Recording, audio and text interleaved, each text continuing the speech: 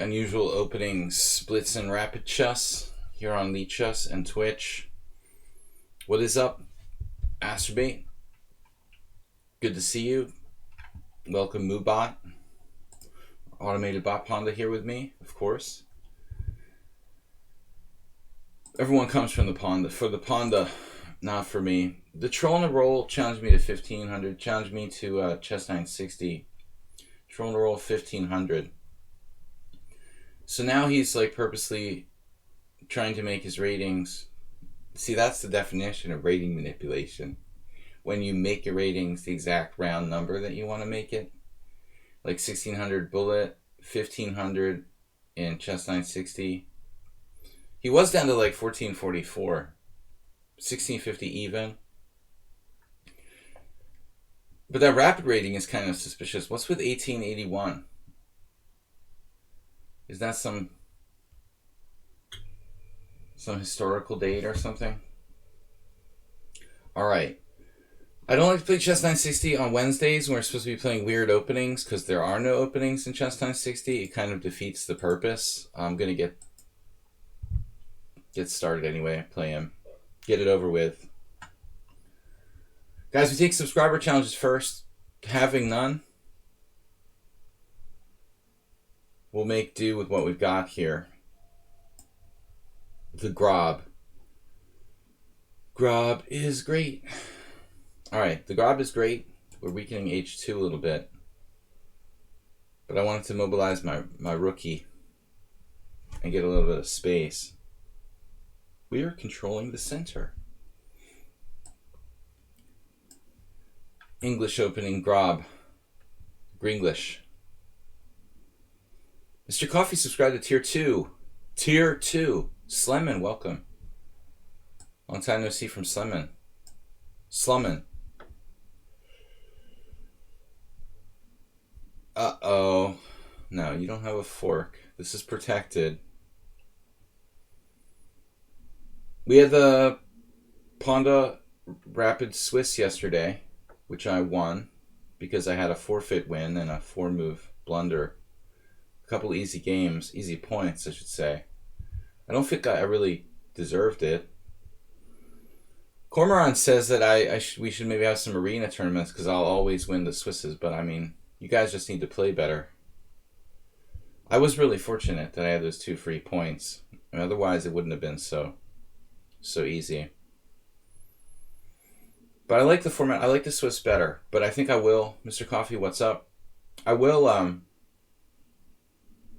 have occasional arenas, you know. I don't want to like just do Swisses. I prefer the format, but there's more than me involved here. Now, where's my knight going to go if I play e3? That's a serious problem. But the knight has to go. You're in my face with that knight there. Jesus, I just dropped a rook. See, that's the problem with Chess 960. I thought my queen is on d1. It's alright, it's a sacrifice.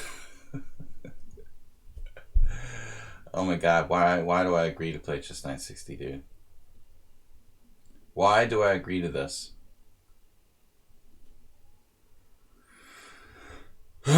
Merely rook odds, no problem.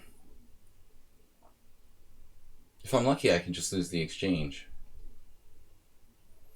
No, it's just a minor inconvenience, really.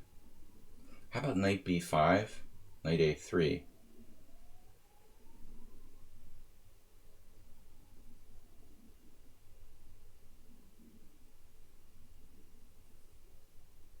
I like how I rated Gata yesterday with like 20-some viewers left over after I ended my stream.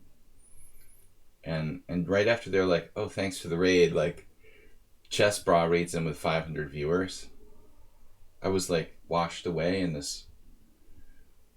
Somehow you don't really appreciate the 25-player raid when you get the 500-player raid coming in on its heels. That was kind of embarrassing.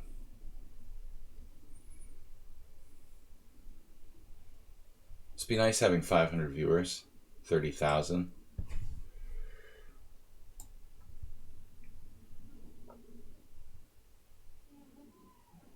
You saw it.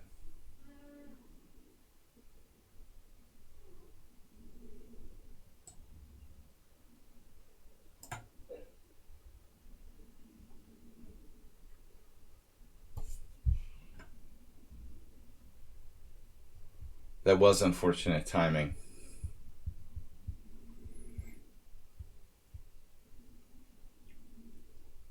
Merely a wake up call here. F5. Oh my goodness, what an aggressive move.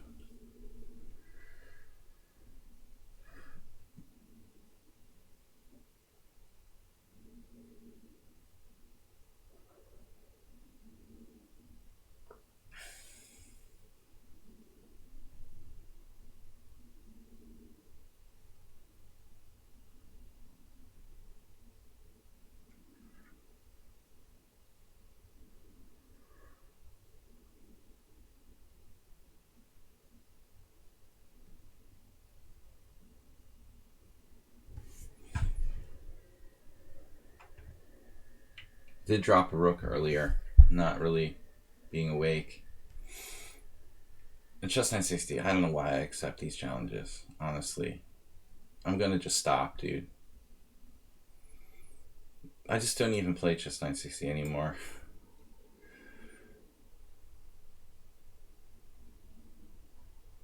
If you don't play this opening, I mean this game, this format, you know, it's just really weird. For a brief time, I was sort of entertained by the chess 960, but I became kind of bored with it, especially after dropping a rook. I mean, I like it in principle. There's hardly any tournaments. Now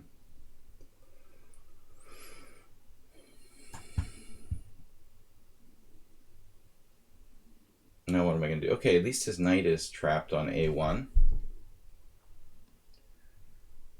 I'll just go from here, I guess. Where do I put my king?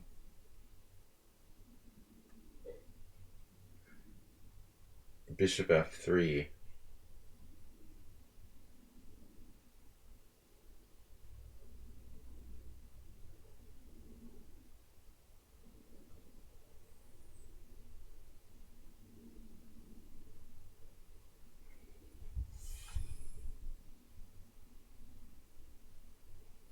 Well, I guess when you're a new streamer, you appreciate any raid.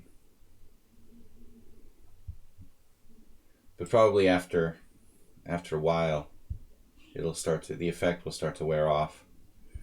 All right, here. This is a bad situation.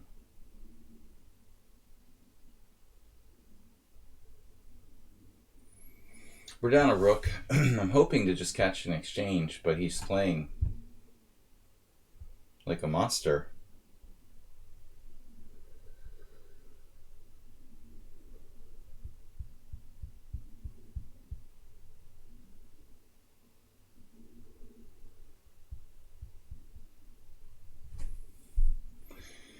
Googly eyes.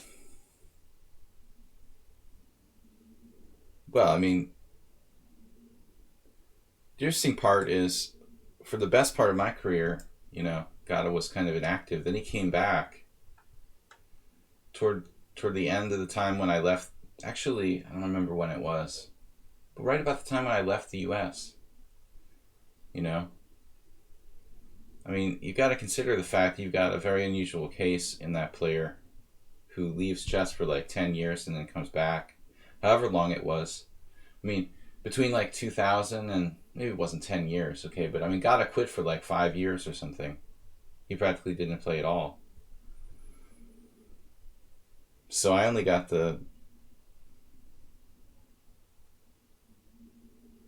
only played with him once. But he was an elite player first. Then he like quit. Control to roll. I mean, you're just destroying me here. Why didn't you take the pawn on H2?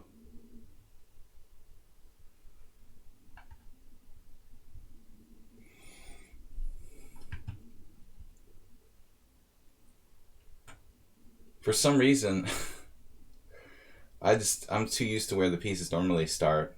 I completely spaced in the opening. when he plays knight d4. I did once hang a piece in 7 moves, though. I guess we had a problem there. Knight e3 is rather forced. f4. Illegal. Okay.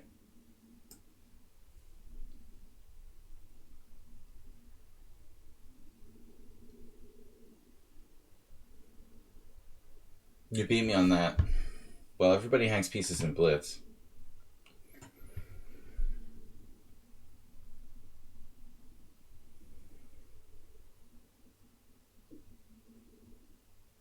I swear I'm not going to play anymore chess 960.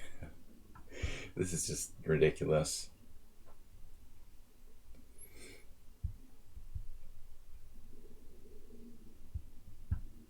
All right. A deserved victory for black. You want to trade queens here. Queen h2, queen h2, bishop h2, rook h1, followed by rook takes h7. Maybe I can regain the knight on a1 and get the h7 pawn. That would be optimal. The h7 pawn is a killer. I don't understand this move fully. I guess I should consider taking with a pawn. Instinctively, I want to take with a piece to keep the pawn structure neat and tidy, but there's no reason why I can't play knight takes.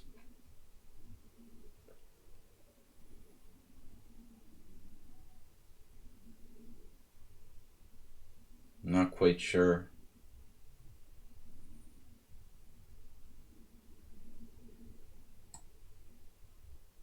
There's no reason why I can't play pawn takes. I'm not quite sure I quite get that. Why give up your bishop on e5?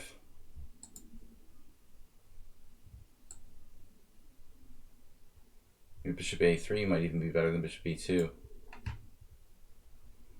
I think he's already, figured he's going to sell that knight for the b3 pawn and just accepted that. So I'm only down a pawn in the exchange now. I was down a whole rook previously. Look on the positive side. Back to where you came from. Knight b5 doesn't really do anything, and I'm having hallucinations now. I was hallucinating that I can play bishop e5. Well, it's more like a miscalculation. That obviously loses a pawn.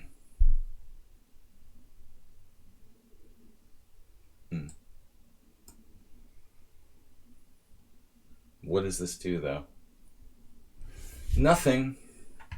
Does nothing. We might win on time if we're lucky. Bishop f6. Mate with the two bishops in the middle of the board. Knight f6. Well, any ideas? Find the weak point and attack.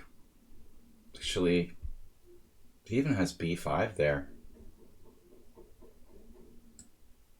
Pawn takes knight g5 seems to be a problem.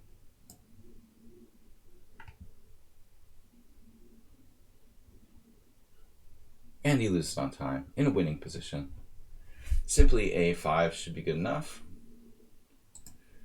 When I'm down the exchange and a pawn for nothing, I've managed to battle back a little bit here, but objectively I think still black is winning. The engine thinks I have just one pawn down. Okay, I don't want to play just 960. That was embarrassing. All right, really tough opponents here. Morales, hey Rabon, Wikipoo, good guys, good to see you.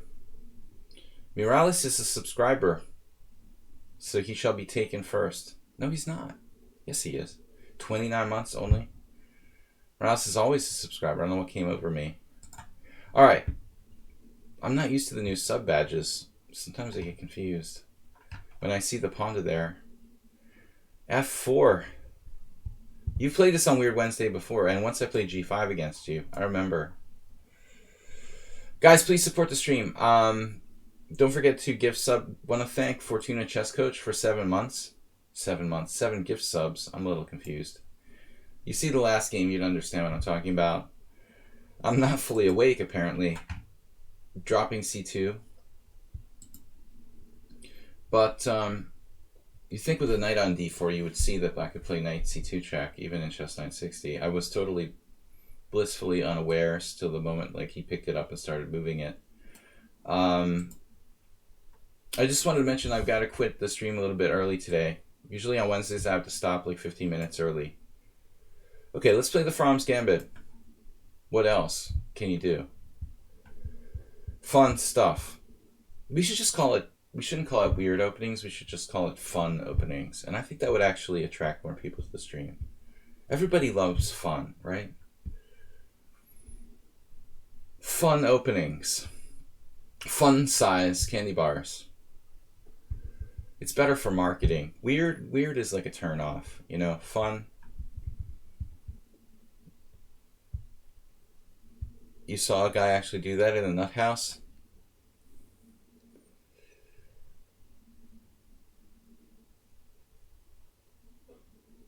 It happens. King's Gambit accepted is fun. Yeah, but that's not.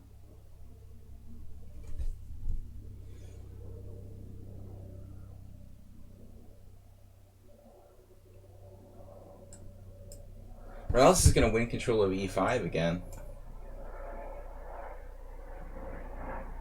That's his favorite square. I've never played this before. Somebody played it against me. It does look strange when you type weird. It's one of those words. I had a game with somebody and I felt like this wasn't that bad when I was white, so I figured I'd give it a try here. So if D5, why is it so bad for black?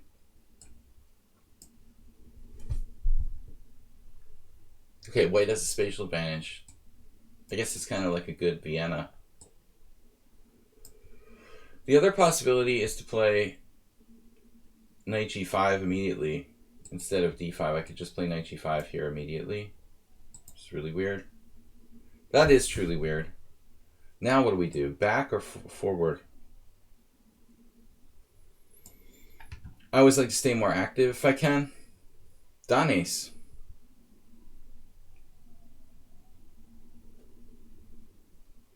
Okay, our knight is in danger. So we have some issues.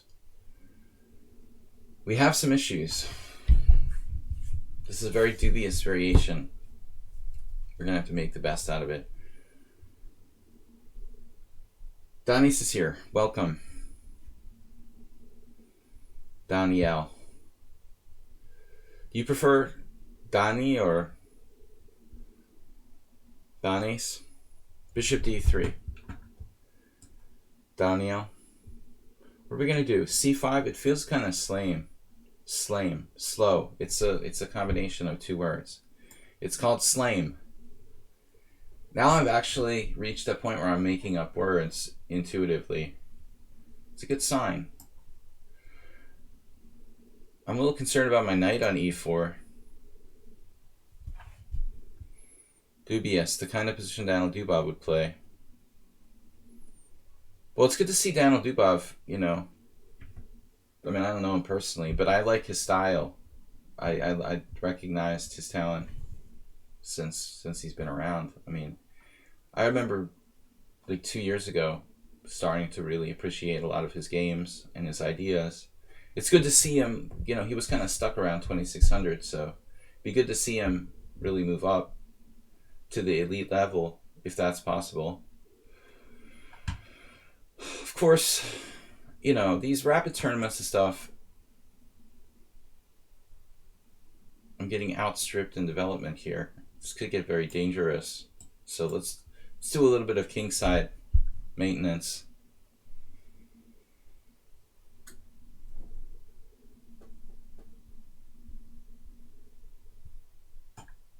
I'm doing pretty good. Dennis, how about you? It's later there. You guys have an hour on us. It's already 12:20. I forget that. So when you guys are streaming from Romania, it's already 12:20. I'm dropping rooks and stuff. It's not easy being early in the morning here.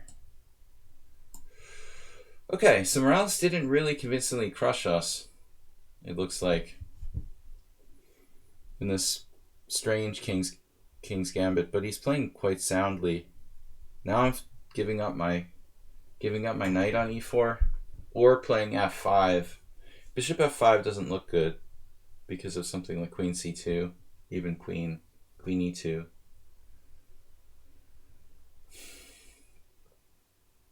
Unless I could sacrifice a pawn, maybe like CD. You might as well exchange on d4. I don't think there's anything wrong with that. Delay the decision. Because he doesn't have a knight c3 now. His knight is on a bad square anyway. So I was thinking, what if we sack the pawn? Like knight c6, knight e4, pawn e4, bishop e4. Try for counterplay. Doesn't seem like there's enough compensation. I'm just kind of down a clear pawn, it looks like. Yuck. I don't think I can do it. I'm going to have to just accept this slightly worse position.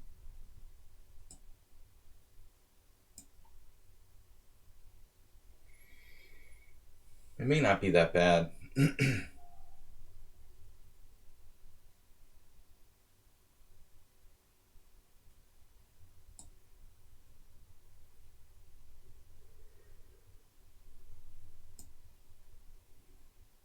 Well, Radagast the White, there's like 3 times as many chess streamers as there used to be. So for a lot of chess streamers, the viewership is going down because it's getting spread out by all the millions of other people who became professional chess streamers in the last month. I think that has part to do with it. But maybe that's just me. Maybe it's my fault. But my number one priority isn't really streaming. I mean, I'm not trying to have like thousands of viewers or something. But there's a lot of streamers now. There's a lot more people streaming. I mean, you basically, I don't know if you've ever studied economics, but it's like you're flooding the market with a product, you know. Whether it's drugs or chess streamers or whatever, when you flood the market with products, you know, it's gonna start to make business a little slower. It's harder to sell your product when the market's flooded. Everybody's a chess streamer suddenly. So what can you do? Just keep doing what you do. When the pandemic's over, all these other guys who jumped on the bandwagon are gonna be going back to their little chess tournaments and stuff. We can get back to business. All right, this is interesting now. Queen b3. Don't I have knight a5? Then he's gaining a tempo on me. This is a tricky move. I guess I have to go bishop g4 now. I don't see how it works though. Bishop g4 is a problem. Actually, all variations seem to be problems here. What do I do? Oof. Queen d5, he's just going to simply play queen d5. I don't really know what to do. I might have to play b6 or rook b8. Rook b8 is the lesser of the evils. It's a horrible move to have to play. Guess I'll do what I have to do.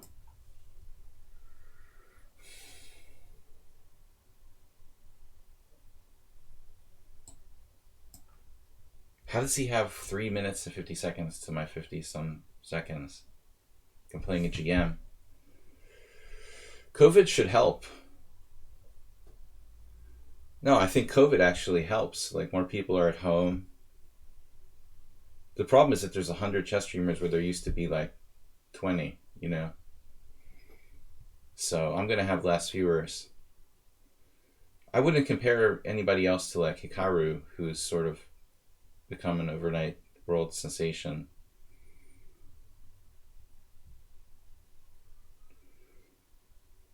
for the average, quote unquote, average chess streamers, we all have to like kind of share all the viewers now.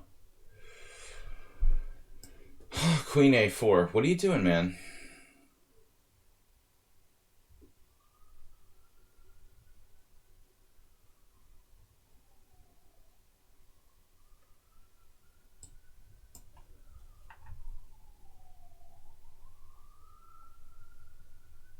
Can I play F6 at some point? There's always this return with the queen to C2. Attacking H7. My only break is F6, which is a risky one. That involves my king side. Somebody was saying to me the other day, you're competing with Kamsky, or you're competing with Leko, or you're competing with... I don't care, you know. I don't view it as competing. I'm not really trying to make a living by being a chess streamer. Just another thing I do. Bishop E5. This guy is good. See, like, very consistent play. Constant threats. Guess now we can go back to Rook B8. And the speed of play.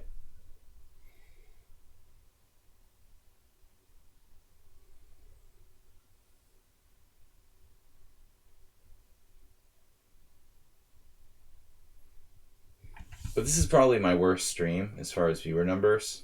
I'm going to change the name from Weird Wednesday to Weird Openings to Fun Openings. I should have done that a long time ago. Well, it is a good way for me to practice because I don't have time to play. So I can earn a little bit of money and still get to play chess. Get paid for what I like doing. But streaming is not my main source of income. So, mostly I'm teaching.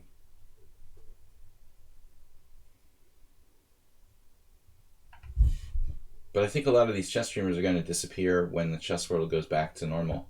You know, some of them are going to keep doing it. Gata will probably keep doing it. But for the most part, they're going to resume life the way it was before the pandemic. I don't think that Peter Leko is going to become like a full-time chess streamer.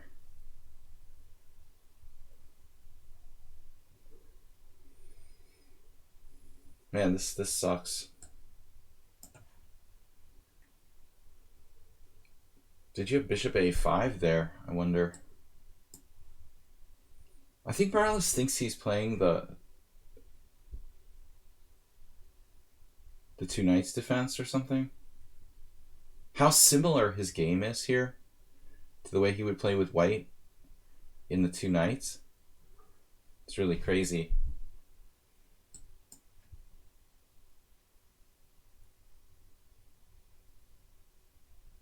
He also seems like he's insanely stronger than this ratings.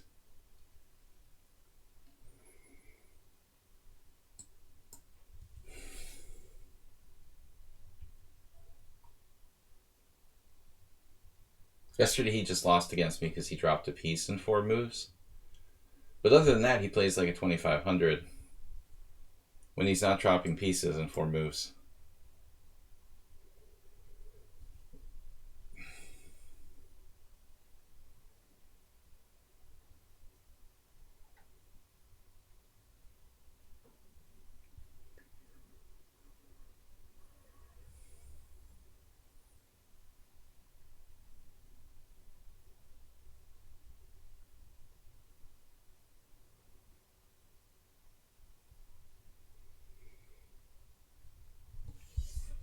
Okay, I tried an experimental opening. I don't play the knight f6 variation against the king's gambit.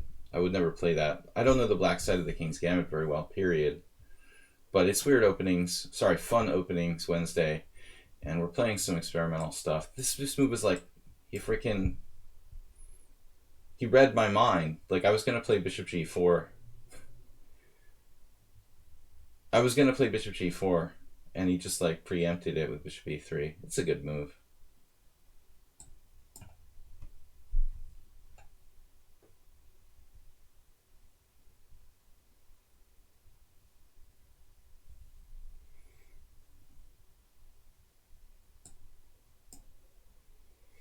Not sure if there I should take back the other way.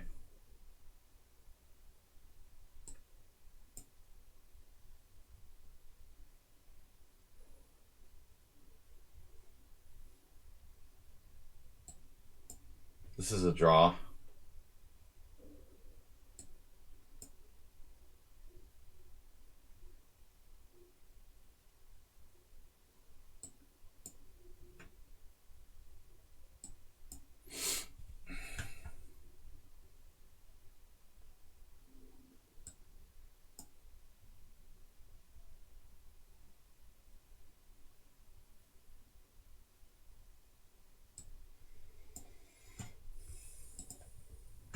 I have no winning chances. White is slightly better due to this protected pass pawn. I mean, I never had any winning chances the whole game. He's extremely strong. I'm just trying to hang on. Very dubious variation for black. It's first time I played this, I think. Interesting that c5. Yeah, best move. I don't think the black can equalize here. You know, it's just not a good line. I never really had an okay position. I was just hanging on. The move I really liked from him was queen b3 on move 13. You know, this is looking like a Vienna game where white should be focusing on the king side. This was a very subtle move by white, putting pressure on my d5 pawn, my b7 pawn. I suppose he could do other stuff. I don't know. Petrov ideas. Exactly. I mean, it is similar to a Petrov structurally. I mean, where the pieces are played. Yeah, maybe the pawn e5 too. I thought this was a good move. It's not the computer's favorite. I had to play rook b8. None of the other moves are good. So it was a good game by white. Not so good by me. I felt like I was suffering the whole time. Haberbomb, Wikipoo. Alright, none of you guys are subscribers. But I feel like I was clearly worse the whole game. I mean, it seems like a minor thing to most people, that type of position. Maybe they thought it was a boring draw, but I feel like I was... That's how your perception is different. To some people, that was a boring draw. To me, I was like getting tortured and barely hanging on. That's how different our perception can be of the same game. White was always better the whole game, you know, in a pretty convincing way, I thought. Okay, Haberbomb, welcome. So, in light of flagging viewer numbers, we're going to change the name to Fun Openings Wednesday. But it's early here. You know, I tend to not have that many viewers on Wednesdays. I don't care. If you love me, you'll be here. If not, then screw you. Bishop a4. Knight f6 castles. What? So, we're going to get to play the Marshall. I was just going over the black side of the anti-Marshall yesterday with someone. One of my students had a game where the opponent played d3. Let's do it. Everybody does this lame d3. It's like playing the Joko piano with our bishop on b5. But I admit that I'm not really well prepared for the Marshall. So, guys, tomorrow night, kind of new thing. I usually do game analysis with subscribers, and we are going to do that, but I'm only going to dedicate half the stream to analysis with subscribers. Mr. Coffee got his game in there. We've got Warnaki, Asterbait, Mr. So, Mr. Coffee, and probably one other game. And then, by the way, good to see you, Mr. Coffee. And then we're going to play in a 2-hour arena. I don't know if Danis is still here. Danis, are you part of the All-Stars arena? These Hungarian guys created? Knight on BD2. So I'm going to play Blitz with Hungarian players. Not an arena. Yeah, an arena tomorrow. So h6. Yeah, this looks exactly like... That's the exact move my student played. Troll and Roll, it's not my team. It's for like Hungarian players who know each other in real life. So The premise of it is that everybody knows everybody in real life, so you're not allowed. You're just a Russian troll farm master. Have a nice game against an IM h4 thematic. So I criticized my student for playing h6 in a similar position. I don't think it's necessary. On the other hand, it's not that bad. But like, you don't have any reason you have to play h6 here. It wouldn't be my first choice.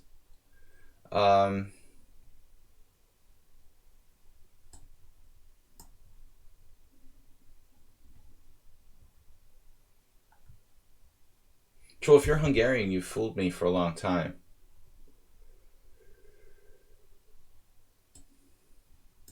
You've been secretly Hungarian all these years?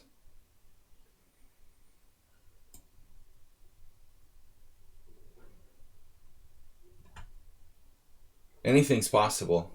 Maybe I'm Russian.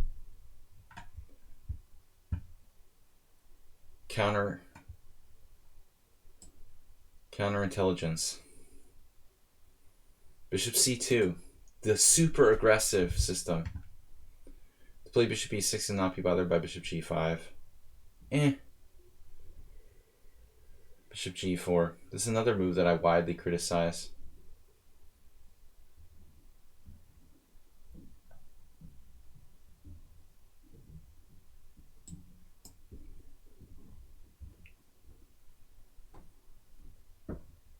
Continental drift. Oh, now he comes to his senses and puts his bishop on e6. But Wade is playing d4. Pawn d4, pawn d4. Well, anyway, it's interesting. The delayed d4. Do we take back with a knight or with the pawn on d4? I've surprisingly seen some games where knight takes d4. Is it me or does this look pretty standard? Well, I don't think h6 and bishop g4, bishop e6 is standard, DK guy. Standard for white. Definitely. Knight takes d4, pawn d4. It doesn't seem thematic to take back with the knight. I'm arguing what he's doing is non-standard. Actually, Haberbaum is quite good in like sharp positions. He knows the Grunfeld. Sharp theoretical openings. But this isn't really sharp, kind of forcing type of line. This is the opposite. It's like a quiet positional sort of situation where white just has a space advantage.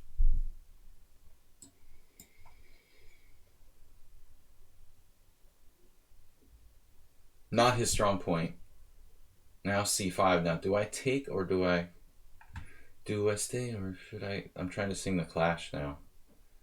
That was really weak. Bishop e2. It's a tough call here. Taking almost helps him. That's awkward. Feels like it helps him. Screw it.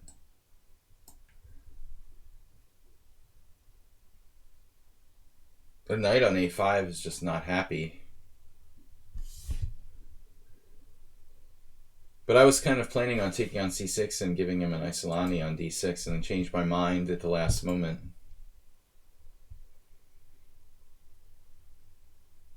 DK guy, do you play e4? You do sometimes, right?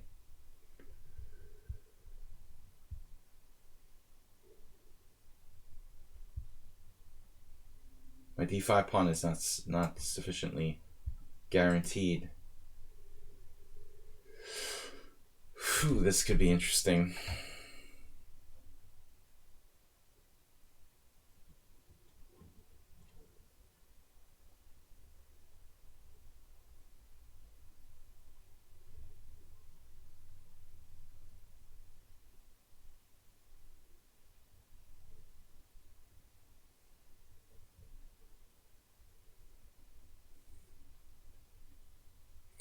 It's not good enough to be interesting.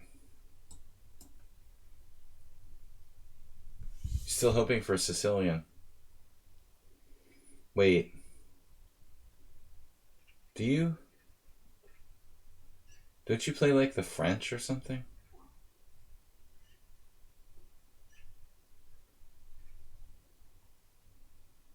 Why do I never play e4 against DK Guy? Have we already addressed this? You do something. You play the Cairo Khan. I have played it. You want to play the Sicilian?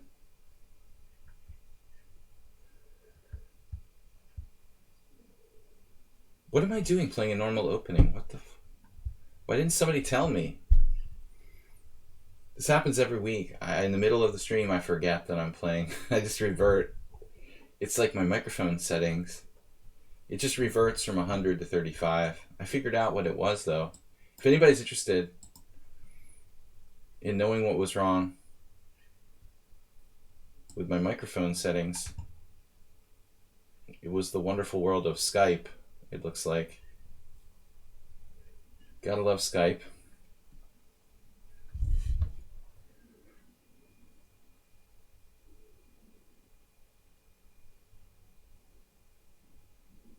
Is Queen D2... It's Skype. It's only when I use the application of Skype. And then it just takes over and I can never use my microphone again. Then I have to disable the mic, unplug it, take it out, put it back in, enable it again, turn off Skype, make sure it's not on, and then I can use it for other applications. So by process elimination, it's Skype doing something crazy to my microphone. But it only affects my plug-and-play microphone. It's the weirdest thing. It's also weird that no one else has like posted online that I could see of the same thing happening. I mean, if it's happening to me, it must be happening to other people somewhere. So basically Skype like hijacks your plug-and-play microphone and makes your volume down to 35 against your will. How can that not be a widespread problem? Wow, your anti-malware removes Skype. That's interesting.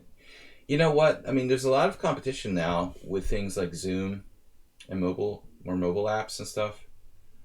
Maybe Skype is slowly degenerating into malware. Then again, your malware might be malware. Did you ever think of that, TK Guy? All the like formerly respectable like anti-malware like Norton basically becoming malware themselves. They're gonna have to start like installing viruses on your computer to stay in business. I think now, okay, you got the factor that Skype is owned by Microsoft to consider.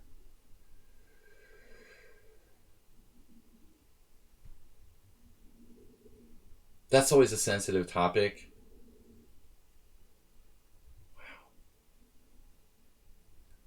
This is a lot of pieces pointing at the king side.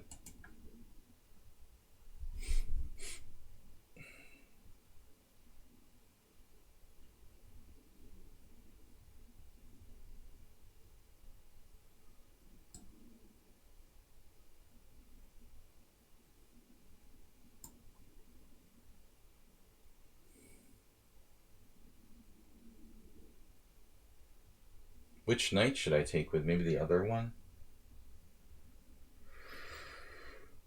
Maybe I shouldn't take it all. Maybe I should just play bishop e1.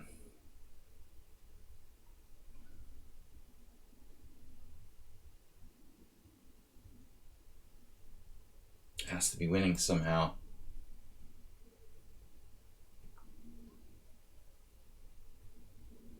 This is a blunder. You have to play knight takes c2. I'm sitting here sweating out knight c2. Maybe it's not that bad. No, it looks bad. I have this. Damn it, it doesn't work. Are you freaking kidding me?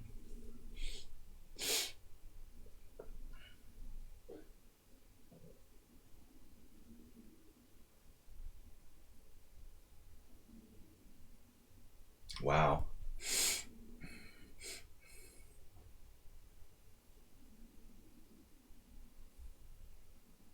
What am I going to play?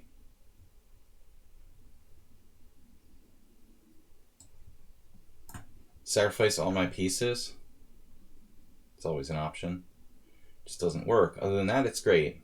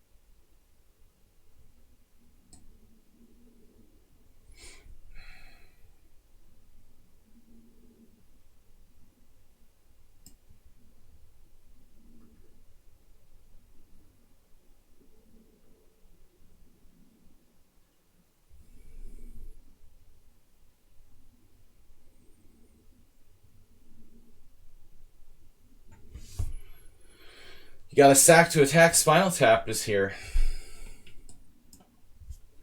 I didn't see another way to do this. But it probably doesn't work. Damn.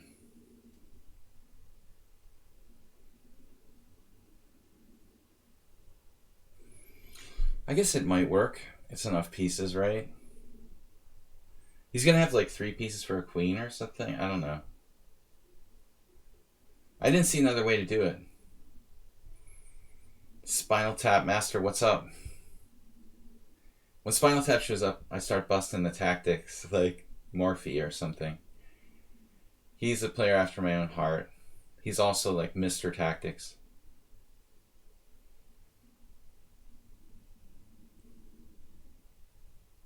I'm just kidding.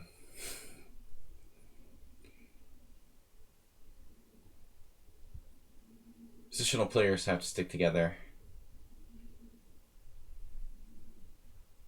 Mr. Cactus.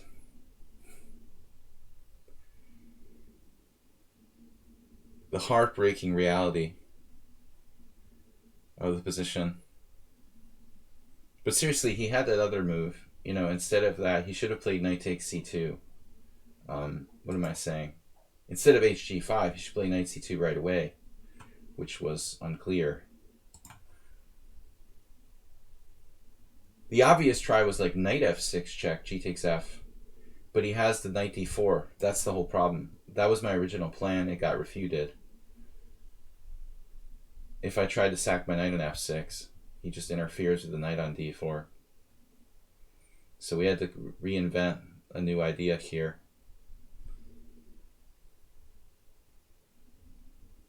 And the reason not to just recapture now, he's got rook e8. He's got a lot of pieces, actually, doesn't he?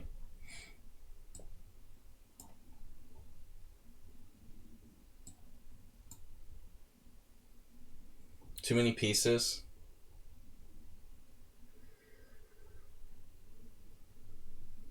He's got like a rook and 2 pieces for the queen. But there's a mess of pawns. There's a passed pawn on d6. I can pick up a knight here. But I can't mate him, evidently. I can't pick up a knight even, because he found rook e8. I can pick up a knight.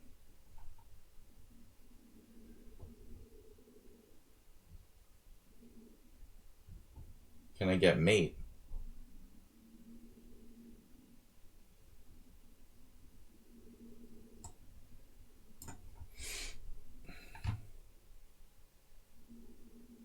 I could have won a knight back with queen d2. Whoa.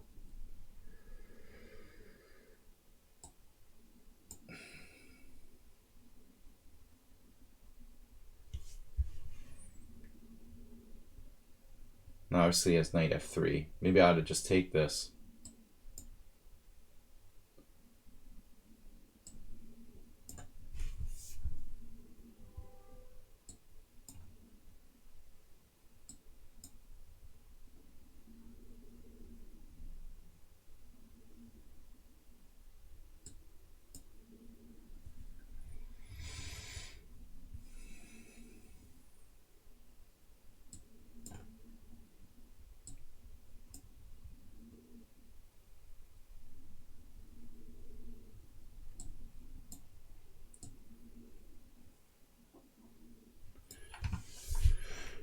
That felt like a ridiculous swindle. I didn't even play an unusual opening.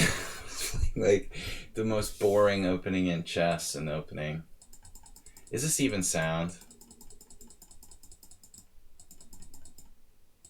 Okay, my opening was good, but then it got weird. I just want to see, like, when I sacked a piece, if it's sound. We obviously had a clear advantage. There I wasn't sure if I should take. Oh, this is correct. So I sacked a pawn here. This is speculative. It looks good. This looks good. And now I played this. So apparently the other knight move is better. I mean, okay, I have a huge positional advantage. Like, rook on the 7th rank, bishop on the long diagonal. Even if I'm not winning directly, I guess that's just winning strategically, you know. But I wanted something direct to win the game here. So does this actually work? Okay, he should have played knight takes c2. Now what do I do?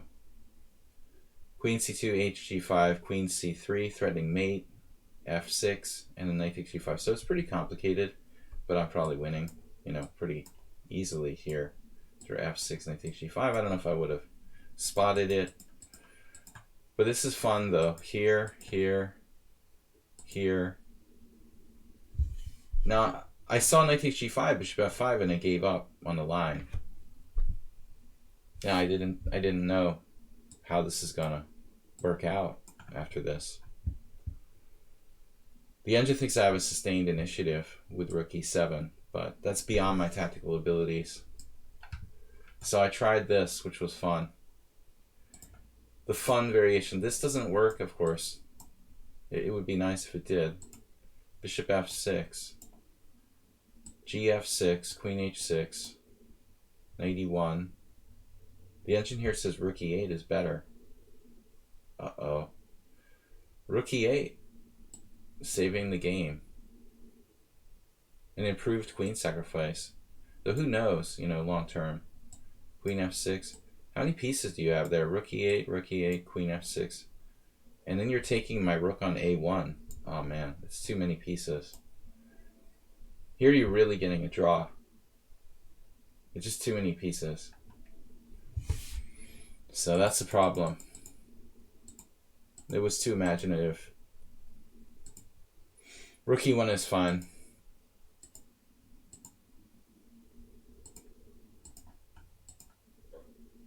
No, I was threatening queen h4, rook d5. Oh my god. You had knight f3. Yeah, that's stupid.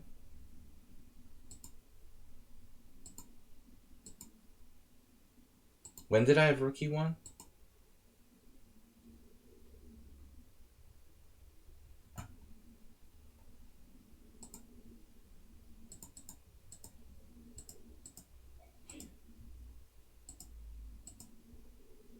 Oh, I should just recapture here. Yeah. Yeah, this is the proper move.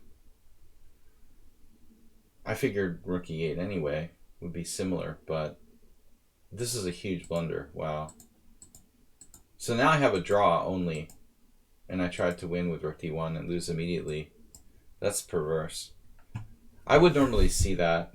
Obviously, I would see it with black. I had rook e8 after knight e1, didn't you?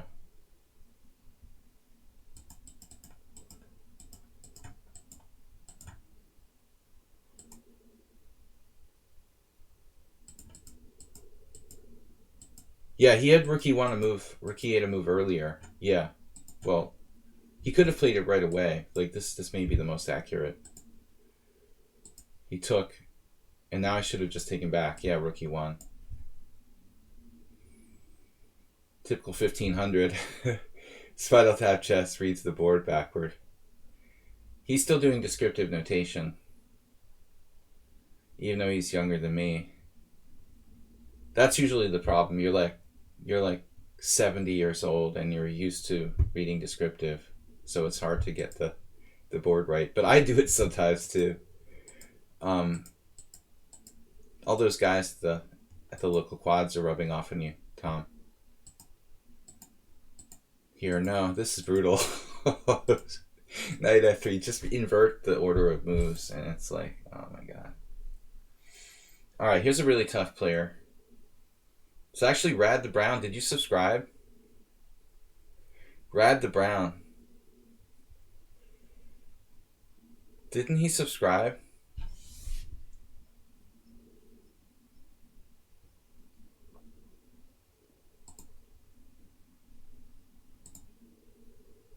You've read entire books in descriptive. Yeah, you're a little too young for that, but I guess you can still qualify for the descriptive notation generation. I'm definitely on the border. I had like half of my chess books that I own are in descriptive notation. So algebraics, like whatever. Rook e1, rook e8. I'm supposed to play unusual openings, guys. That's supposed to be the theme today. supposed to be the theme of the day. What's how about the delayed St. George? St. George the French versus Rad the Brown. I used to play the English defense a lot, so I would occasionally employ this move order. The last time I played against Hikaru, way back 15 years ago, he was playing d4, I played e6, and he played e4.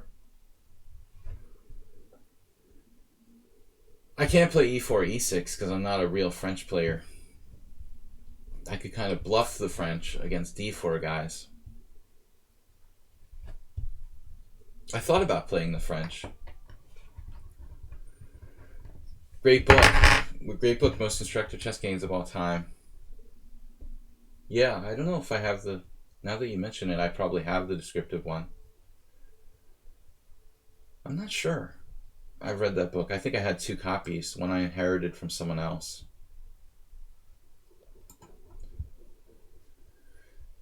This is the one move that's going to talk me out of playing a6, because you've got a6, bishop g2, b5. e5. What am I doing there? I tried to play an unusual opening and he meets it with g3. It's hard to play weird. I'm going to just change the name from weird openings to fun openings. That's my decision for the day. Let's just play b5 now. Let's not. h5. This is just inherently unsound. You can play h5 against anything. Anytime there's a fianchetto, you can just do h5. It's automatically justified. I wouldn't go that far.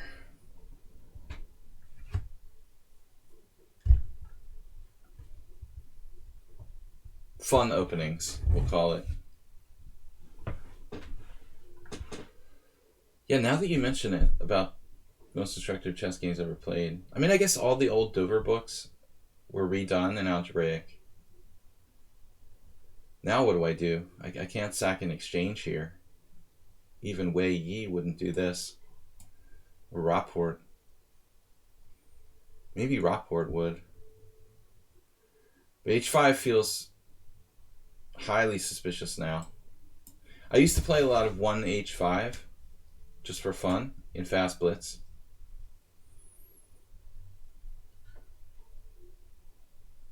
But don't fool yourselves into believing that what I'm doing here is justified. This is just dubious. Although knight f3 is kind of weird, you know, blocking his f-pawn. Normally, in a closed Sicilian, you don't want to, because it's this closed Sicilian type of structure, right? I haven't played c5, but he's playing like it's closed Sicilian. You don't want to block the f-pawn in a closed position. WJ Liv, thanks for subscribing. We have a special guest. Spinal Tap Chess. He hasn't been here in ages. We've had a couple people lately who haven't been around the stream for a long time. Yesterday was Turkey Farm.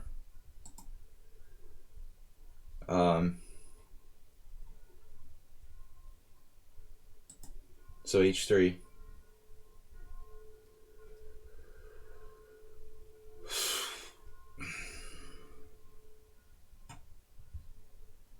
Okay, h4 is also possible. Trying to clamp down on g5, it might be a reasonable approach. I've played like some hedgehog. What am I doing? I've played some hedgehog type of things, you know, basically for black. h5 like ideas in a hedgehog early on. So if we get a formation like c5, bishop g2, d6, it's not good for black, but it's playable. Even here now, he should probably just react in the center with d4, calling my bluff. It makes h5 look really... I think opening the center makes my h5 look particularly dubious. This square, the dark squares, c7 and d6, and the idea of knight b5. He's got a normal fianchetto setup where I just randomly played h5. So I'm on the verge of absolutely dubious and unsound here. Only... Okay, what's the holiday today? I give up. Honestly, I give up. Every day is some sort of... It's 12 o'clock. Every day is a holiday, is a Catholic holiday at 12 o'clock. I've got pigeons, church bells, ambulances, but it's better than... In America, I had this problem with the lawnmowers. So I prefer this to the lawnmowers. Bishop g2, bishop d7, knight b5, queen b8, bishop f4, knight e5. Looks like we hold that. Knight b5, queen b8, bishop f4, knight e5. It seems okay. Played similar lines in the Skaven Ingen. But I like the way, and thanks for subscribing, WJ Loof, 200-bit donation. I like the way that he's played this.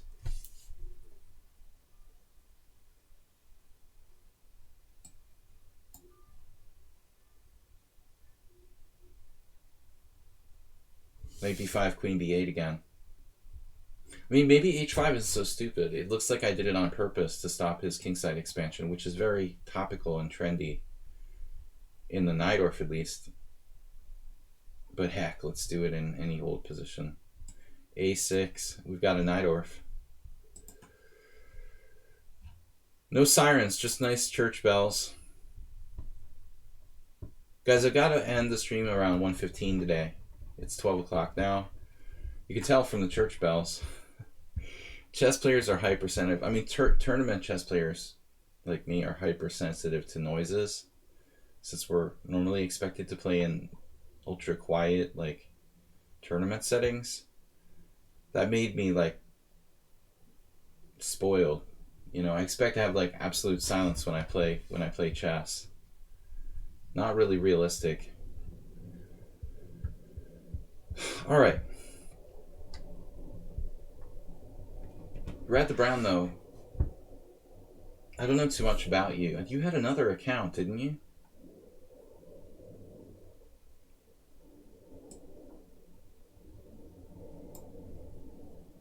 This is going to be an issue.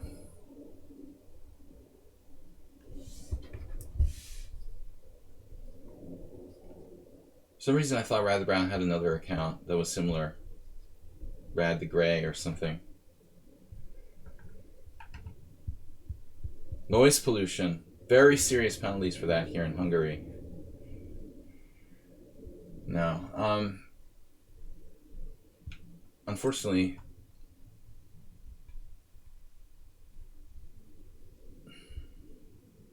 now knight b5 is becoming a threat.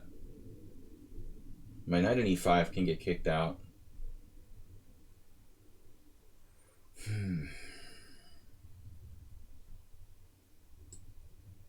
Alright. Now where are you going to castle?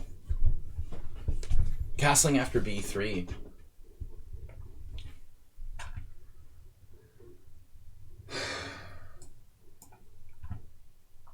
f4 obviously is a no-brainer.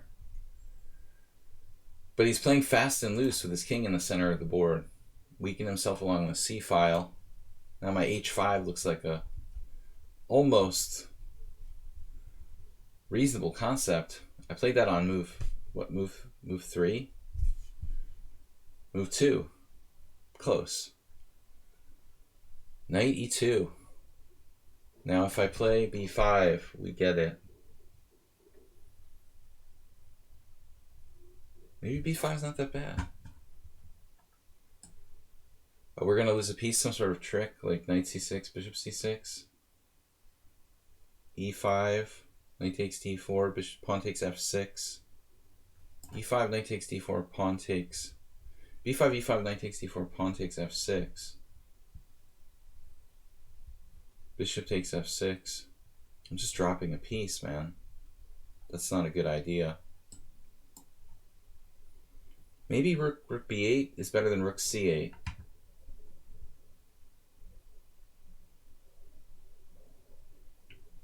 Very likely I want to support b5. whispering lines when I'm in Zeitnot. Well, you love that, don't you? When they're like talking about, they're talking about the game while you're in the actual game. Some kibitzers, blobix, especially when they're moves that help your opponent. But nothing will be better than what I did at the New York Open when I was stoned one time.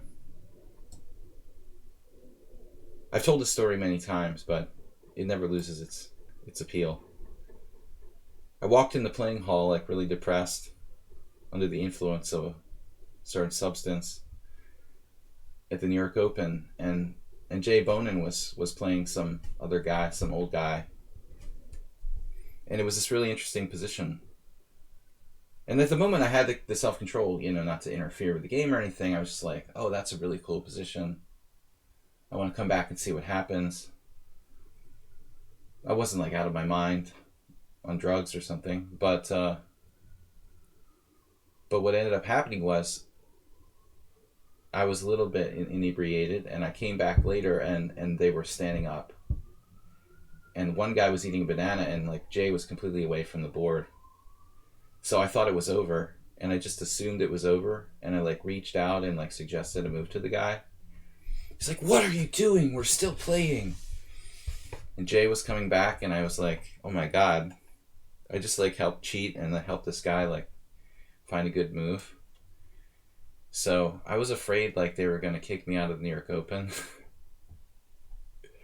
It was really funny. And I just went outside. I was like hiding outside in the street.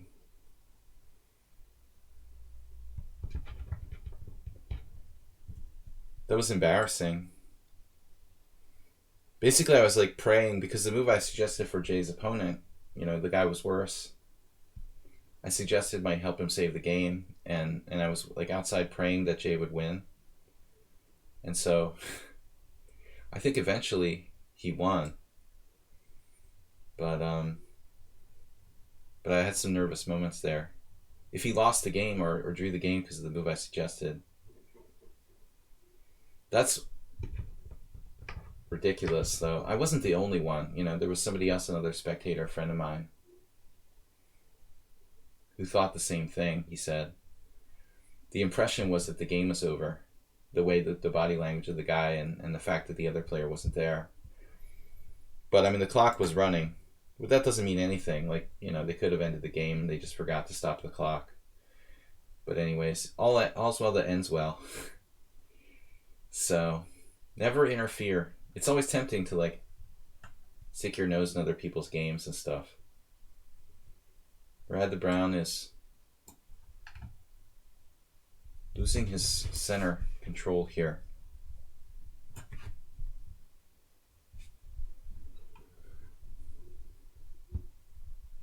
But Jay forgave me. So what about my b4 pawn? This is much more complicated than I thought, actually. Alright, I guess knight takes e4. We're on the queen. He doesn't really want to give up his white square bishop. Position becomes considerably sharp now. Not really sure I like this.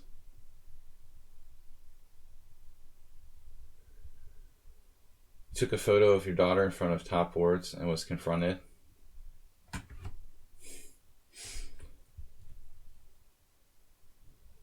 Like chess you're talking about.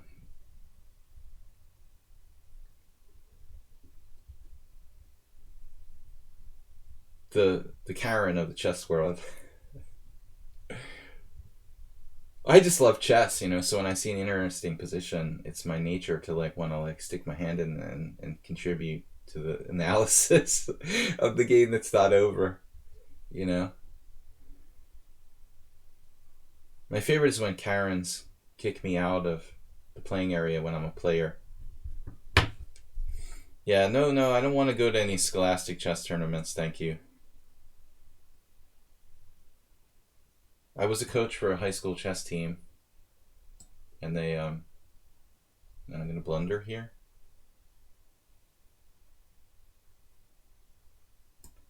I don't know about this.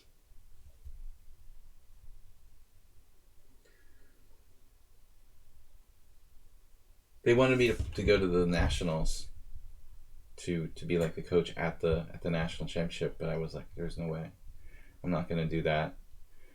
Do you have a tactic here with I don't want to be in that environment. Okay, Queen E1.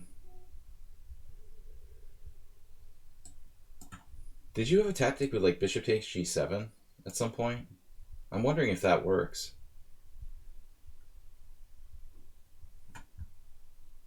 I mean, I'm all for kids playing chess, but I don't want to get involved in the organization of it.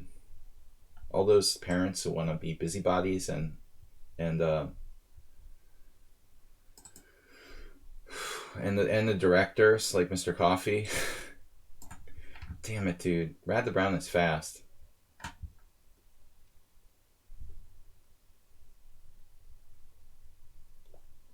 Seems like he's holding this together.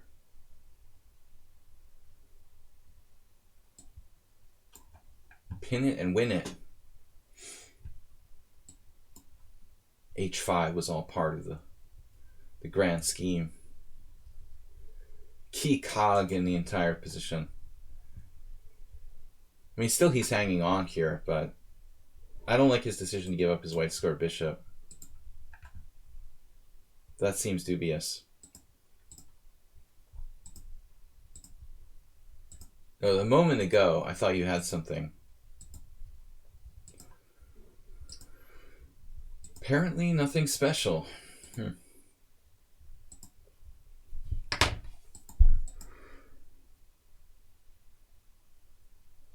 it wasn't a bad game by me, if I do say so myself.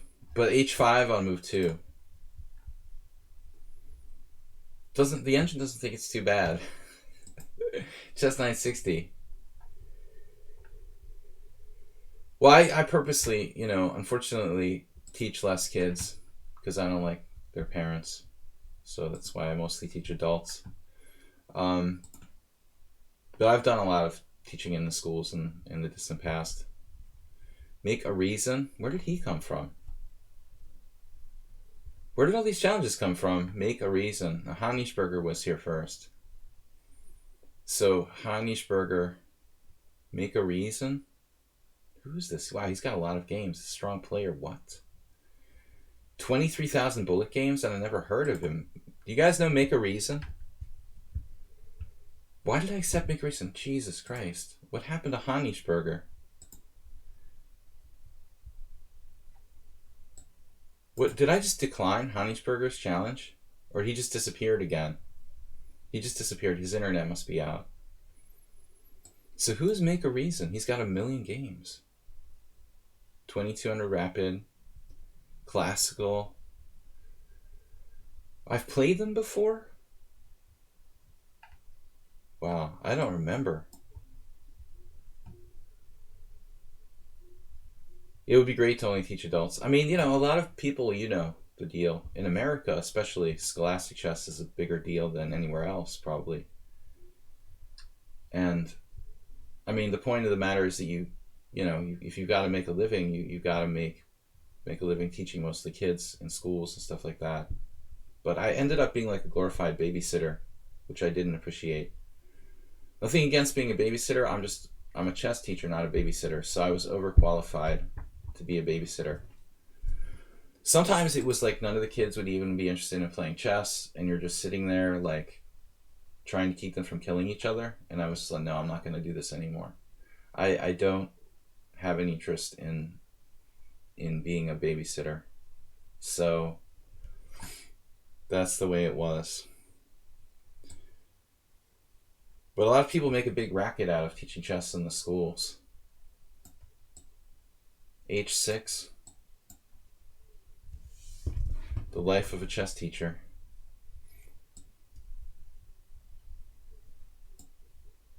It's a big business. I mean, it's like, and it's not just chess, like all sports. I was reading some articles about how during coronavirus, a lot of these organizations that they're basically businesses that promote sports tournaments and stuff like that, they're struggling to stay afloat.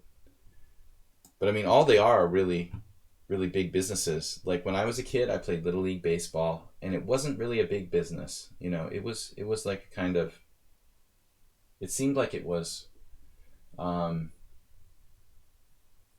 I would call it almost like a charity organization, almost like that. And now it's like these things become just businesses to generate money. Like it seems like that's kind of perverting the purpose of the thing in the first place, to enable kids to like play chess or whatever. Anyway, I'm droning on. How is this variation? Anyway, I'm supposed to play g5. Probably Spinal Tap knows this better than me.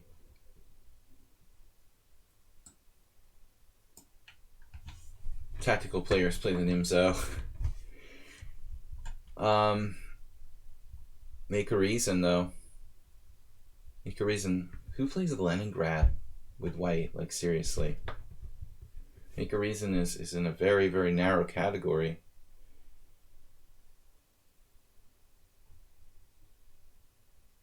But he's got 23,000 bullet games. So that's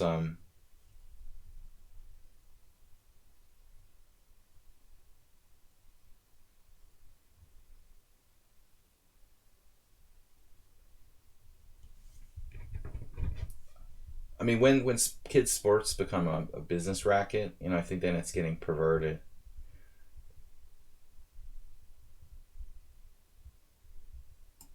So it happens everywhere. All normal sports, chess. Make a reason. Especially strong in bullet. But I don't remember playing them before. It's weird. But who plays the Leningrad Nimzo? It's extremely out of fashion. I mean, I have a friend or two who plays the Leningrad Nimzo. The Weedmaster plays Leningrad Nimzo, but he's not a bullet player. So I don't know who this person is. It's probably not somebody that's someone I know in real life. I don't think I played the best line here with black. And that's the problem with Leningrad Nimzo. You encounter it so infrequently that it's not worth like really studying it.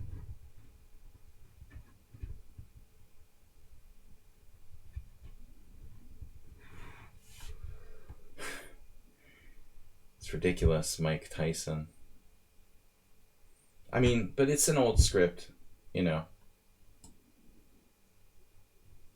I mean, obviously, George Foreman did the same thing, and he was older than Tyson is now, and he became a pitchman. Next thing, Mike Tyson will be like running for governor somewhere. That's really what we should have. All right. But is White possibly misplaying this?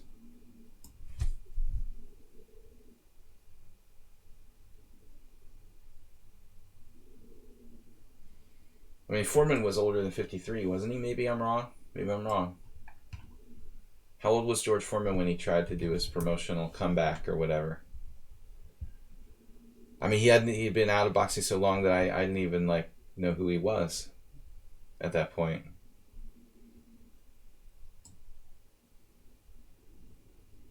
Interesting move. So where should I put my bishop here?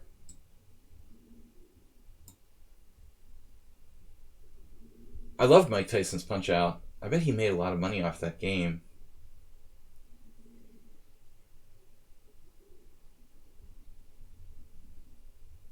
That was awesome. You've made references to that before, Mr. Coffee. We're of the arcade game generation. Yeah, George Foreman's grill and a lot of products. Yeah, he's a pitch man, you know.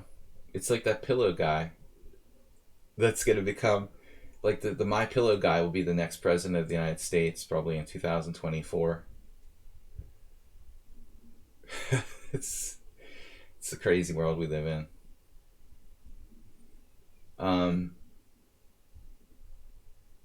What are we doing here?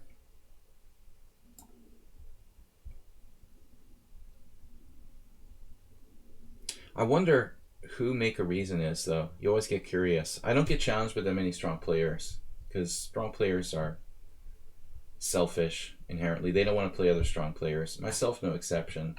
They don't want to put their egos on the line.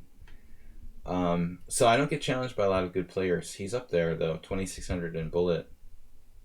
Could be Spinal Tap's secret account.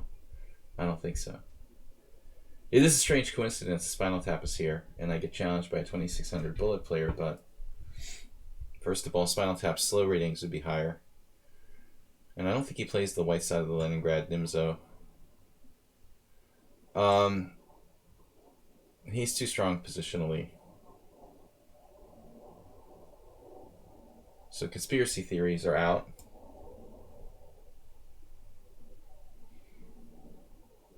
Radagast.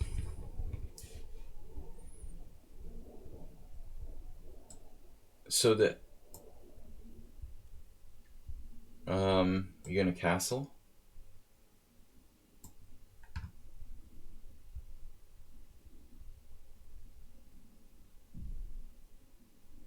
I guess F5.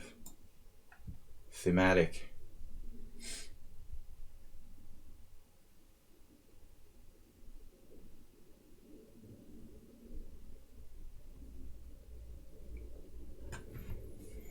Can also play Rook H2 at some point. Do I have a threat?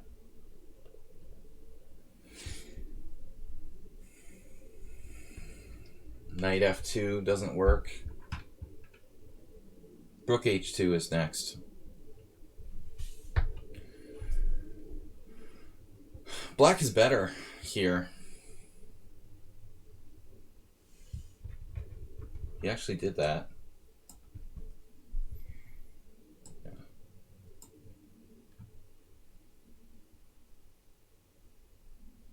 Snap tactics.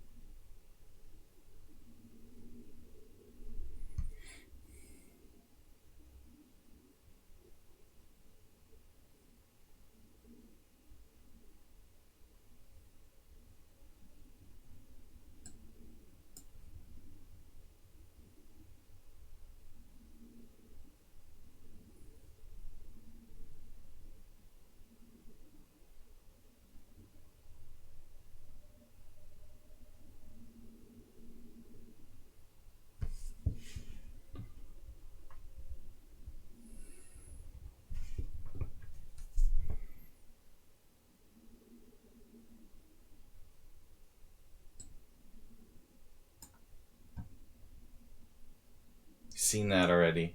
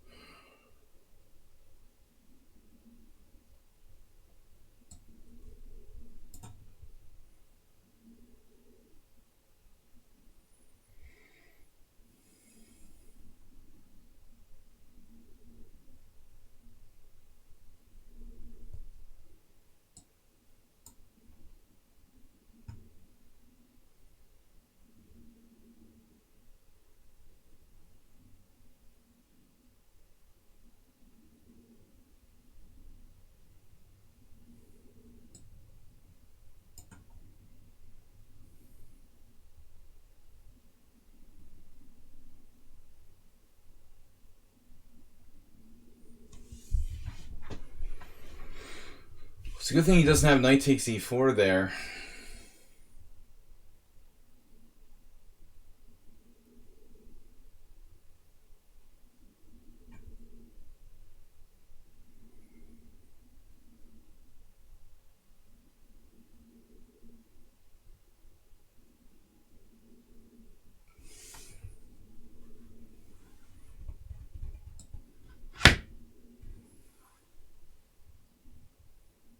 Oh, you just dropped my queen. Good game. Good game, dude.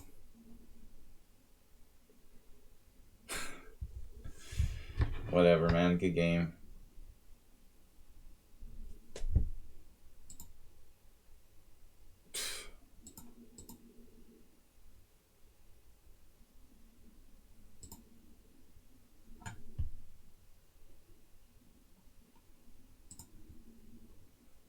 Kind of a strange player.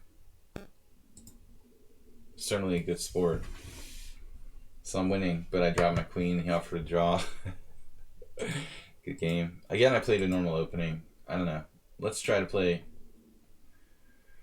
Thanks for the sportsman-like draw offer. But I'm not supposed to play normal openings. And again, I forgot. I just never imagined he would offer a trade of queens. I don't know why, though.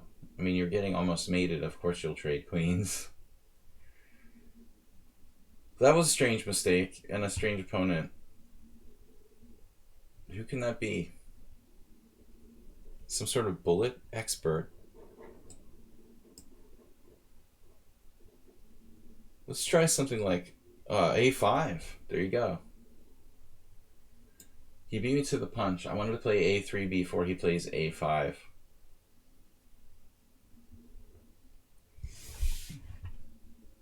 You're stuck in 2,000 FIDE. Hold my beer. Is that you? Are you the 2600? Oh, that's Brony. Brony is the real... Is that guy? With another account? Got a lot of accounts, man.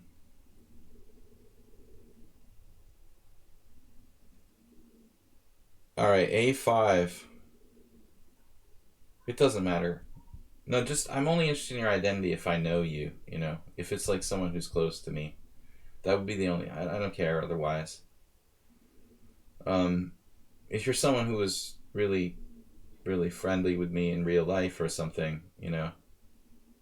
Otherwise, you're just another stranger. It's okay. There is one player, this Uber driver, that I play in my streams sometimes, who I'm curious about, who's anonymous.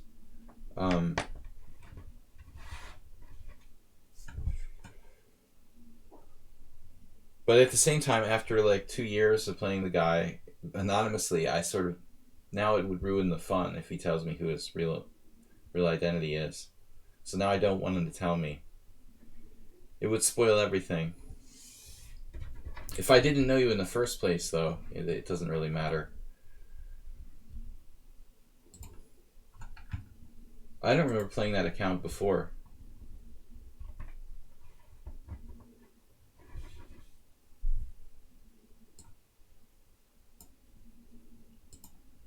There was this Icelandic account that I used to play in my first year streaming that sort of disappeared, and I always wondered what happened to him, if he was even really from Iceland. He was fairly strong at blitz and bullet. Any books, hold my beer, any books to really improve? Well, yesterday we had a similar question, like advanced players who want to study good books. Blavix knows what he's talking about.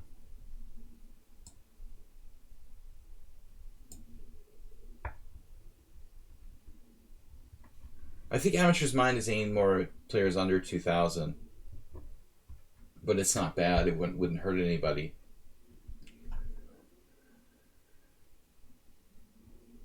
Everything that Silman recommends in his books is principled, you know, and certainly not going to be, you know, inapplicable to everyone. But I think that Hold My Beer is looking for something maybe more advanced. I like to recommend the Uva book on the middle game. There's lots of good chess books, give me a break. But it's better if you're narrowing it down a little bit to like one phase of the game or kind of a more general category. It's really hard when people are like, oh, can you recommend a book for over 2,000? I mean, I don't even know where to start, you know? My system, of course, is just like a chess classic.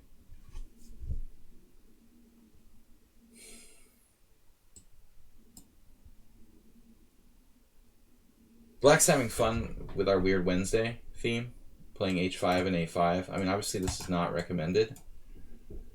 It's a little bit more effective to move the rook pawns in early opening against the fianchetto, like I did in the last game where I was black. Had some funny blunders today. I dropped my queen and I hung knight c2 check against draw on a roll. I don't know what's with me with the blunders today.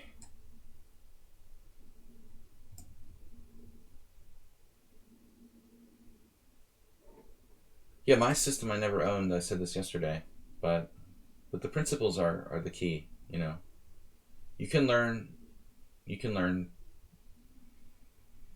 my system from other players. Nimzovich was one of the most influential chess players in history, strategically. So we don't have to directly learn from him. Hanisberger with a very strange Philidor. Taimanov I thought of yesterday for some reason. He died in 2016, but he probably wrote a lot in Russian. I don't know.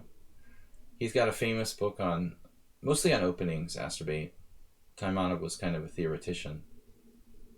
Not so much like general strategy. I think what we're looking for is general strategy. Because it's a general question. He didn't ask me, what kind of endgame book would you recommend? The question is, generally, what would you recommend?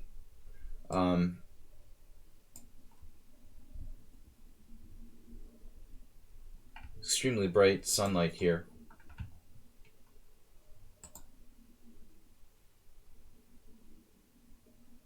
Yeah, Taimanov was playing tournaments well into his 70s, I guess. He might have relatively late been in the candidates for the World Championship. I don't remember now, but he only died a few years ago.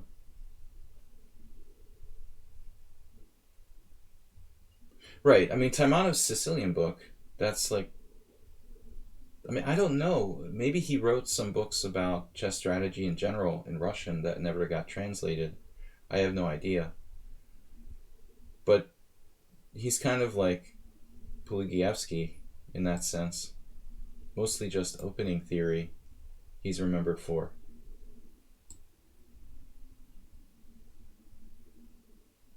Well, I guess I could play g4. I've been sort of holding back on this. But if g4, hg4, knight h7, king g2, is black getting checkmated on the h file? It kind of looks that way. The main point is that if he ever takes on d4, I'm taking back with the bishop and hacking on e5. He can't stick a knight on e5. Black's strong on the dark squares here, but it's hard to exploit it. How can he exploit e5 or g5? This is a seriously problematic situation. This file here, the last move is really bad. This is his worst move of the game. Maybe rook c8. a5 isn't that bad. h5 maybe we could win the category of worst move of the game, but rook c8 is just pointless. At least h5 and a5 grab some space. But this is a very bad move in every sense. It just contributes nothing to black's position. So I would prefer if my pawn were back on g3, just king g2, checkmate, but I was thinking knight h7, and he tries to bring his knight through g5. The problem is the h file is too fast here. I assumed it was too fast. Looks like a really good Sicilian for white. Now he could try some weird stuff, maybe c5 and c4 shutting down my bishop, but he's going to leave a lot of weak squares in the wake of his pawn moves, ultimately.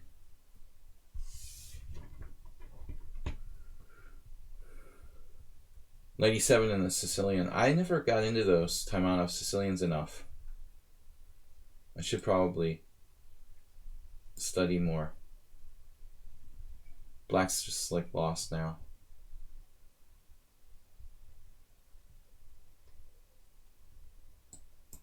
No direct mate. Yet. But we have enough time, I assume. Let's just make sure here. He's got knight f6. That's kind of annoying. He doesn't have knight f6 though, because he's going to drop a piece. Bishop f6, king g2, and rook h1. I mean, that's the real problem. Getting mated. Now, I'm likely to drop a queen or a major knight fork. I should have lost that other game with the knight f3 check thing, actually.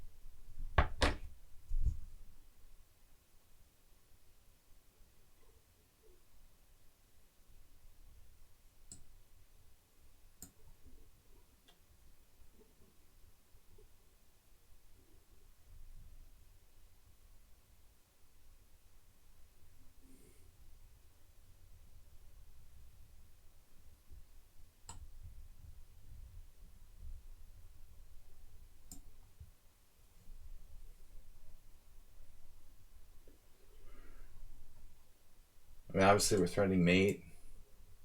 There's knight takes d5 and rook h1. So it still looks like we've got it under control.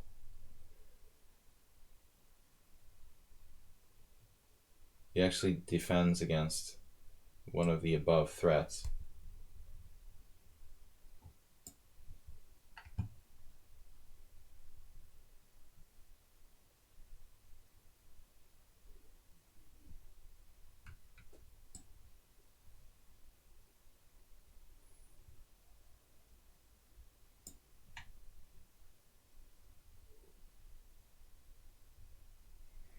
Wildly tactical player.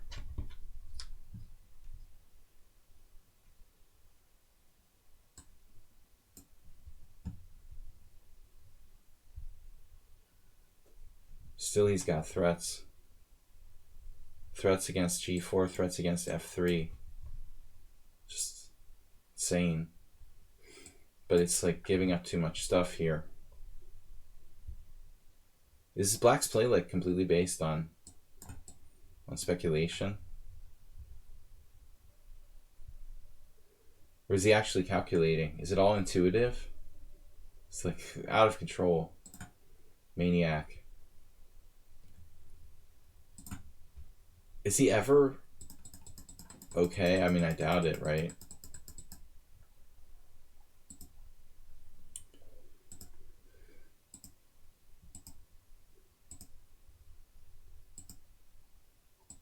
Yeah, he's never quite okay. But I had some nervous moments there. I don't like to get that out of control in a position. It was pretty close to getting out of control. Crazy. DK guy. And then Baptistem. Alright. These challenges are fine. Probably the last two for today. I don't know, maybe we'll have time for a third one. Depending. I do have to leave a little earlier. Usually I stream 2.5 hours. Ludwig AC, so everybody's showing up.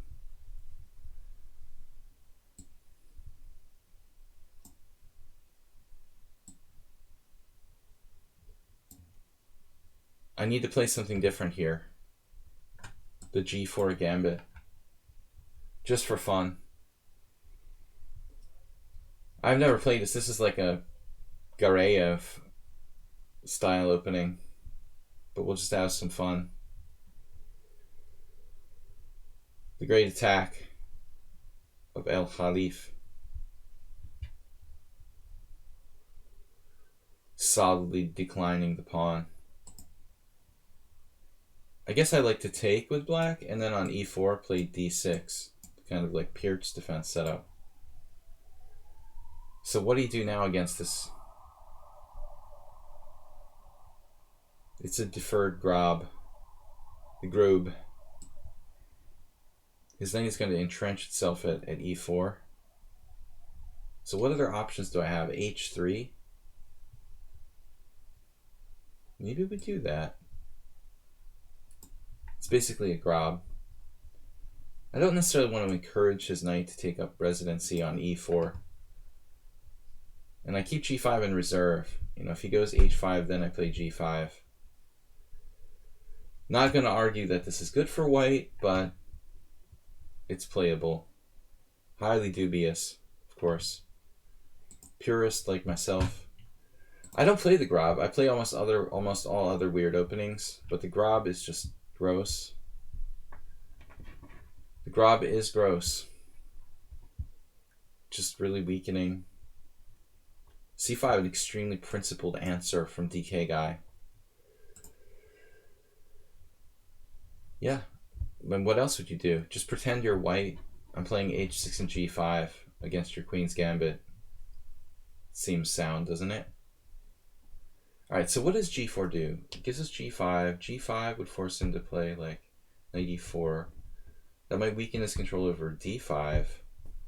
Am I supposed to fight for d5 here? We're not even close to that. I would need so much more development, and he's undermining my center in the meantime, so I really can't even attempt to take advantage of g5 undermining d5. I just have to develop and try to maintain my center. So this is pretty bad for white already. Giving up my center with dc is equally bad. This is basically nothing better to do than like maybe c3. Feels like white should have something. I mean, frankly, I could have tried, before I played h3, I could have played g5, knight e4, and f3. I have a sneaking suspicion when we go, you know, back in life and we look over our past, maybe this was the way to do it. You know, we got to just go. I had that intuition. As scary as it is, and as much as Feingold says not to play f6, I think we have to play g5, knight e4, f3. Force him back to d6 where his knight is. It's like a black redeemer. You know, then I could even play e4, sacking a pawn or something. That had to be the way to play it. And now, like, my position is stupid. Now I can never really play f3 because of g3 being so weak. So we have to adopt a completely different posture here. I regret not playing it. I should have just gone for it. Now black has just got a great game. It's like I'm playing the Slav with g5.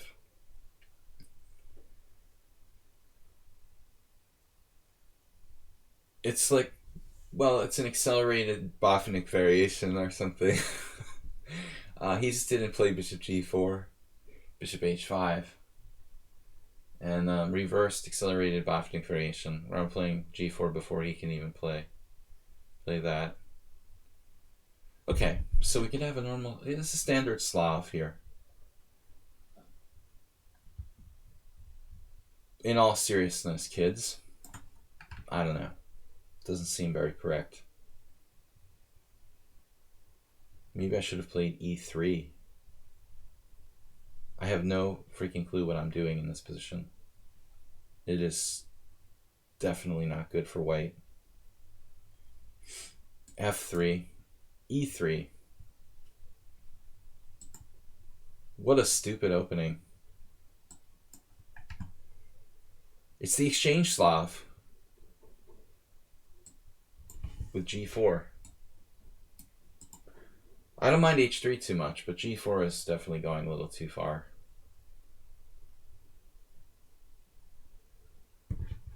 DK guy is just too sound. He just, even when he tries to play wildly, he's still sound.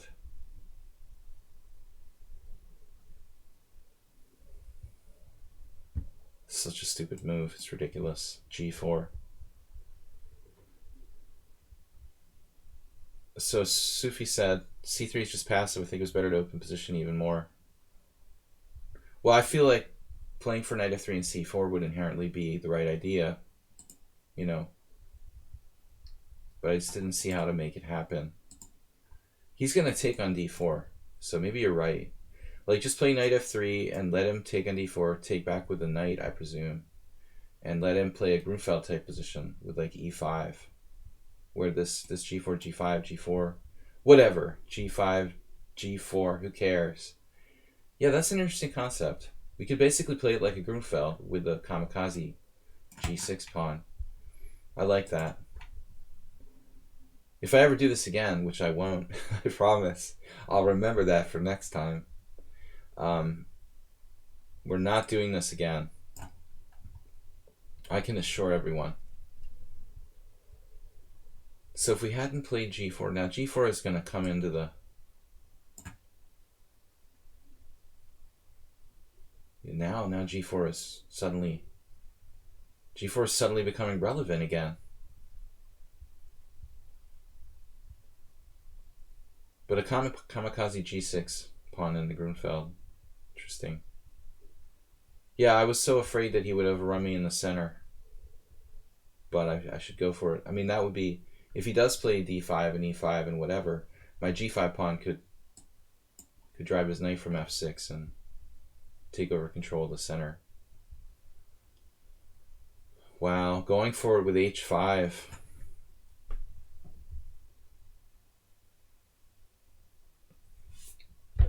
Don't need no stinking badges. So I gotta go either rook g1 or g5. Giving him the open file. h5 is a really dangerous move for both sides. Sack a pawn concretely.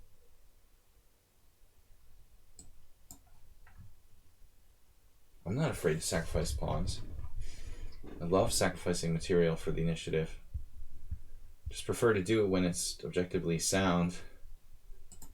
I would much rather sacrifice material than take material in general.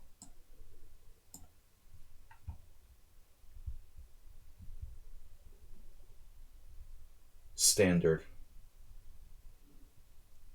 We have the strong central predominance of pawns, according to world champion Uwe.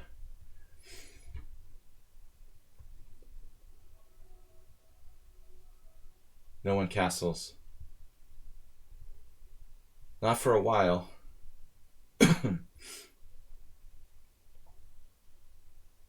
You wouldn't even dare think about castling queenside, right?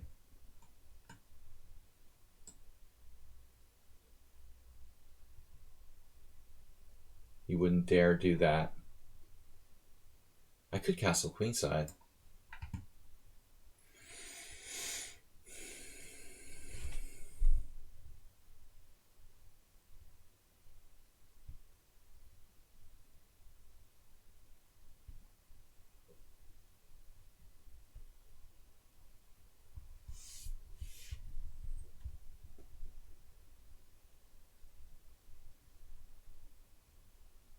He's angling for knight a5 style French. It's funny, DK guy plays the French, I mean the Caro-Kann, but he's a little bit leaning toward French style play. Of course, b6 is an extremely logical move anyway. Now what do I do? Difficult to come up with a plan here.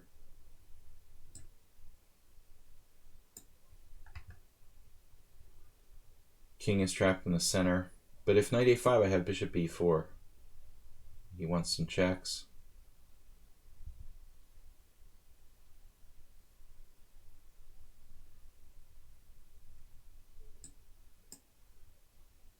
Are you going to trade queens? I guess I don't have to allow a trade of queens there.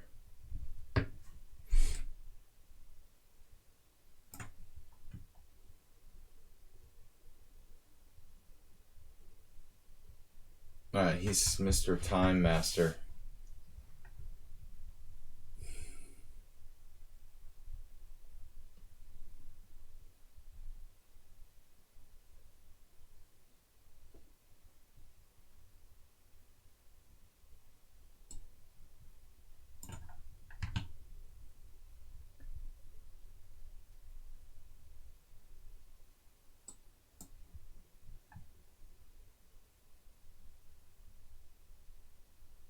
Does anybody know what's going on?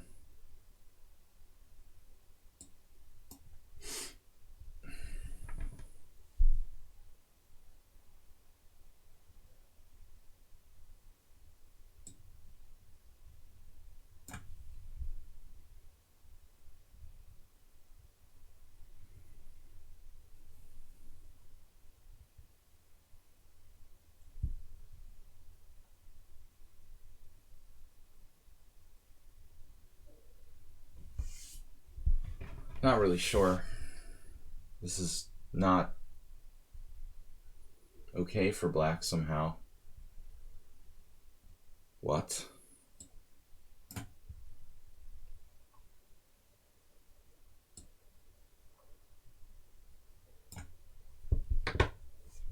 Damn. Just lost everything.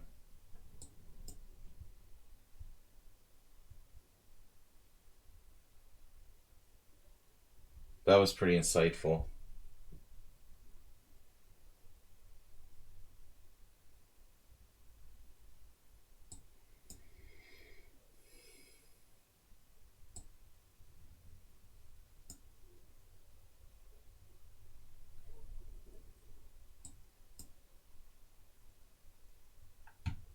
So check this out. After bishop g7, bishop h7, watch this. Swindles me.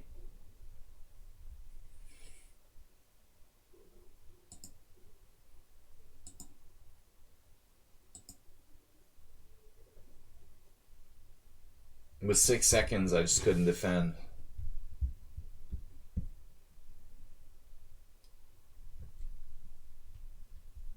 Up a rook, but I can't find king f3.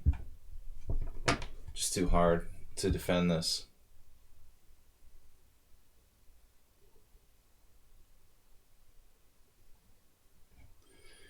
Well, that was fun. Baptistem.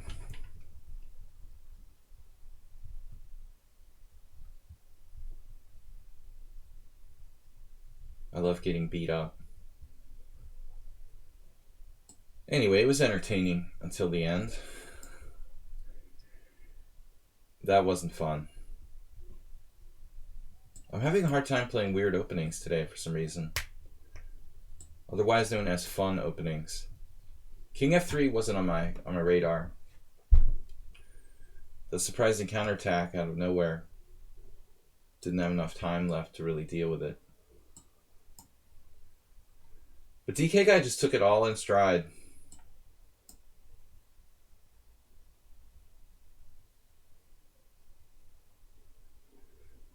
Polish attack.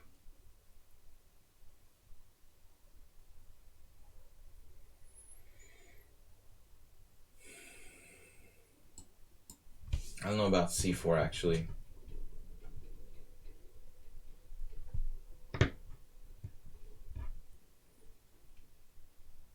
I'm feeling kind of fried after that game. That hurt. I don't like getting crushed and checkmated. But I played pretty wildly, so no surprise that I went down in flames, risking my king safety. No, objectively, it was an interesting position. So Baptistem, very cool handling here with black, I would say. Handling this opening extremely solidly. Is this one of your students, Blobix? One of your secret gorillas? Better tell us.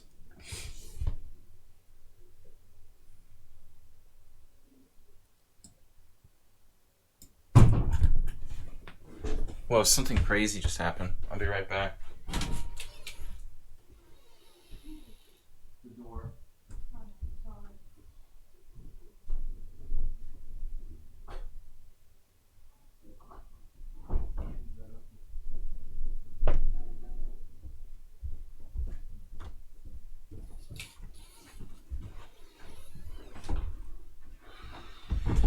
It's been really strange weather here. We have insane wind and stuff, and sometimes there's this like door that flings itself closed. I almost had a heart attack. Alright, I didn't know what it was. There was like this crashing sound, and it's just the door sort of throwing itself closed.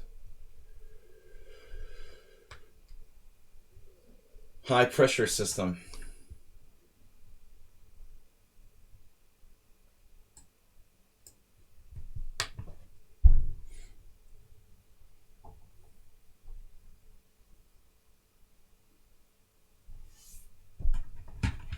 slamming the door.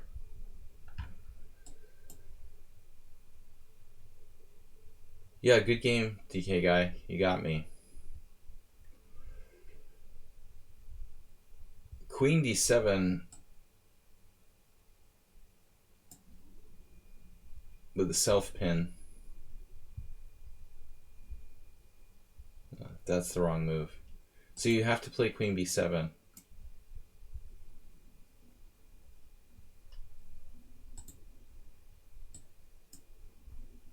I think he handled the opening okay. Okay, I don't like giving up the bishop on c4. That's not necessary. So here, maybe you can just play queen h5 or something like that. It seems to be okay. White has the advantage, I suppose, now. I still haven't recovered from last game. That's what I get for playing g4, I guess. Guys, tomorrow night I'm hosting a subscriber analysis / I'm playing in a 3+2 blitz event with some Hungarian friends here, which I'll stream. I never do that. I never play in like arenas and stream it, but because they asked me to, I'm gonna do that.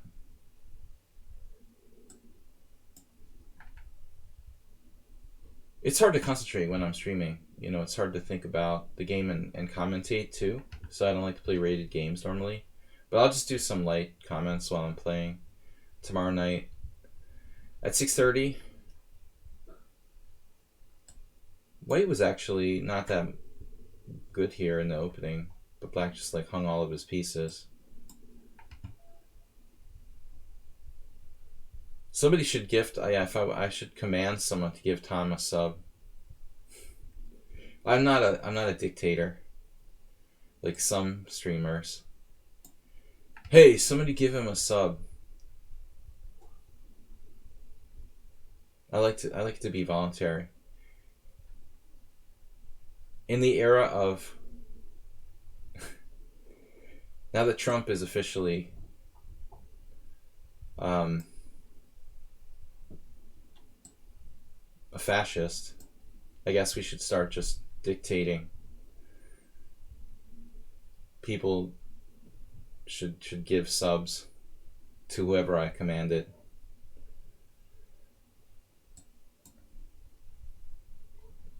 In the spirit of fascism.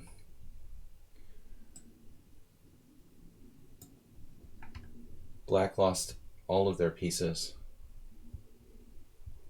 15 minutes to go, guys. I gotta go after that. So we got time for another game at least. This was counter. This was not how to put it.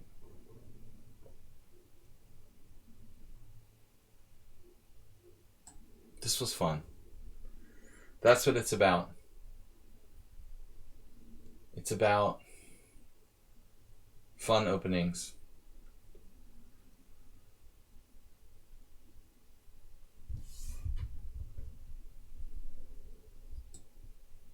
Picked up the blue thing. The blue streamer. Oh, this doesn't work. It's not mate. That's funny. So I have to play queen here. Oh, that sucks. I thought I had rook takes g8. Good thing I have a bishop on a6.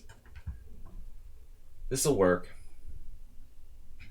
So what'll happen tomorrow? I didn't catch it. So I'm going to do like an hour and a half of game analysis and then play in the arena with my Hungarian friends. So we're going to do like half as many games as we normally would for my stream. Okay, that was anticlimactic. That's the word I was thinking of. Anticlimactic. Happy millionaire. The Millionaire Chess Open. Another one of Maurice Ashley's ventures. Alright, this guy's next. Sufi, is you? You're the happy millionaire? I don't know if you're going to make it. I don't think you're going to make it.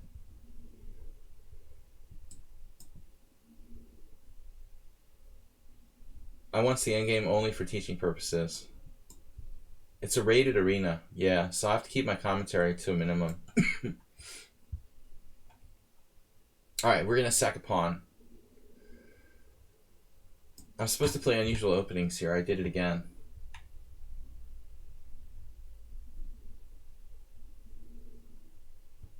I can't play anything unusual now. It just inherently played c5. I couldn't help myself. It is hard to play unusual openings against knight f3, but I should have thought about that before.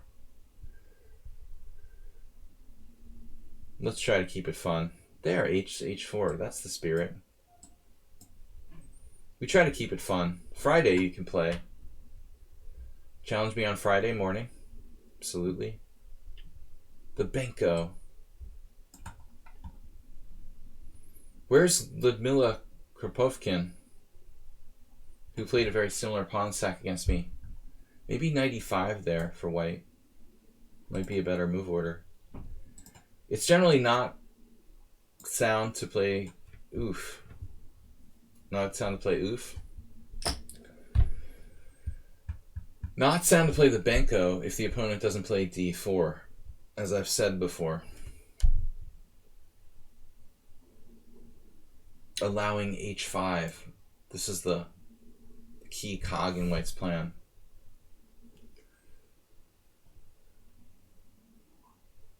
White's development is getting a little bit behind here.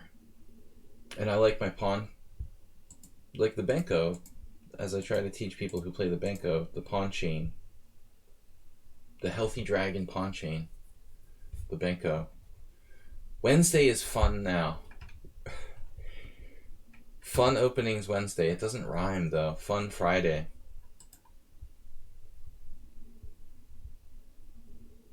I'm getting out of here. Get out while the getting is good. So now the h4 thing isn't a big deal. That's DK Guy's favorite thing. He likes to play h4, h5 in any position. It doesn't matter if his king's in the center, if he's castled, if it's a queen pawn game. Pretty much any position will work. Utterly sound approach.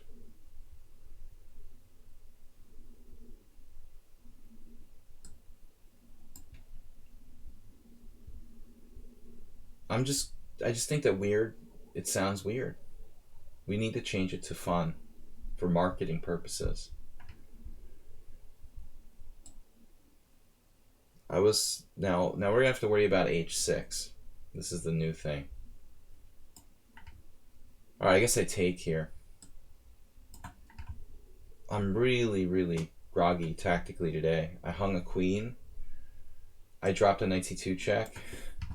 I totally missed that vicious little counterattack we just encountered against DK Guy. Is this a greedy move? You can get away with it.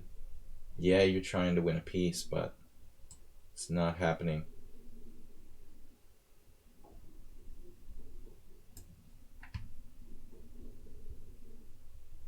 Queen a8. That's the idea of the Benko. Dominate the a1 square, the accelerated dragon. Oh man, this is looking good now. How important is memory in chess? I think it's overrated. It doesn't hurt, but I think, it can also be a handicap. Like the best and most creative players I know, for example, maybe they don't know opening theory that well.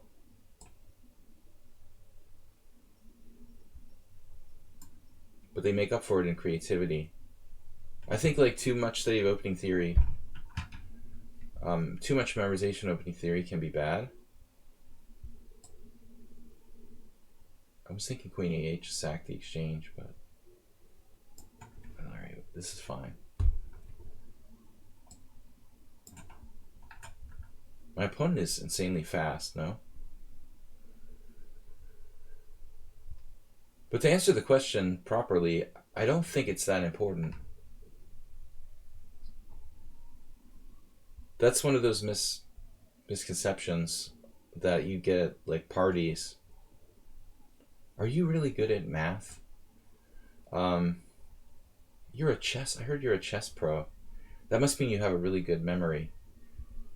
But actually, I mean, you encounter lots of good players who probably will say they don't necessarily have a great memory.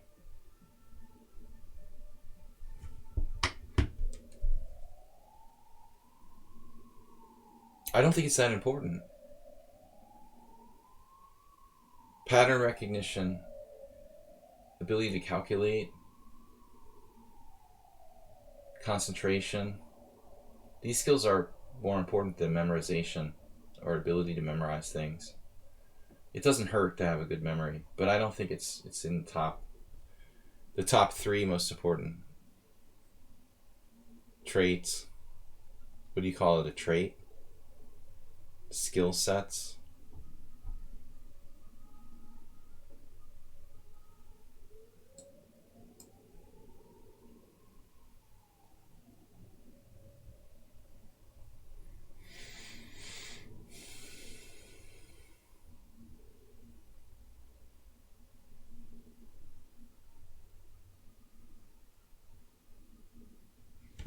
Just understanding how the pieces coordinate.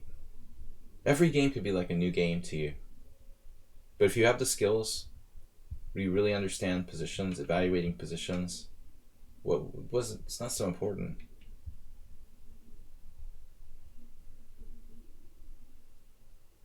But it would probably impact, like, let's say, for example, what kind of openings you play.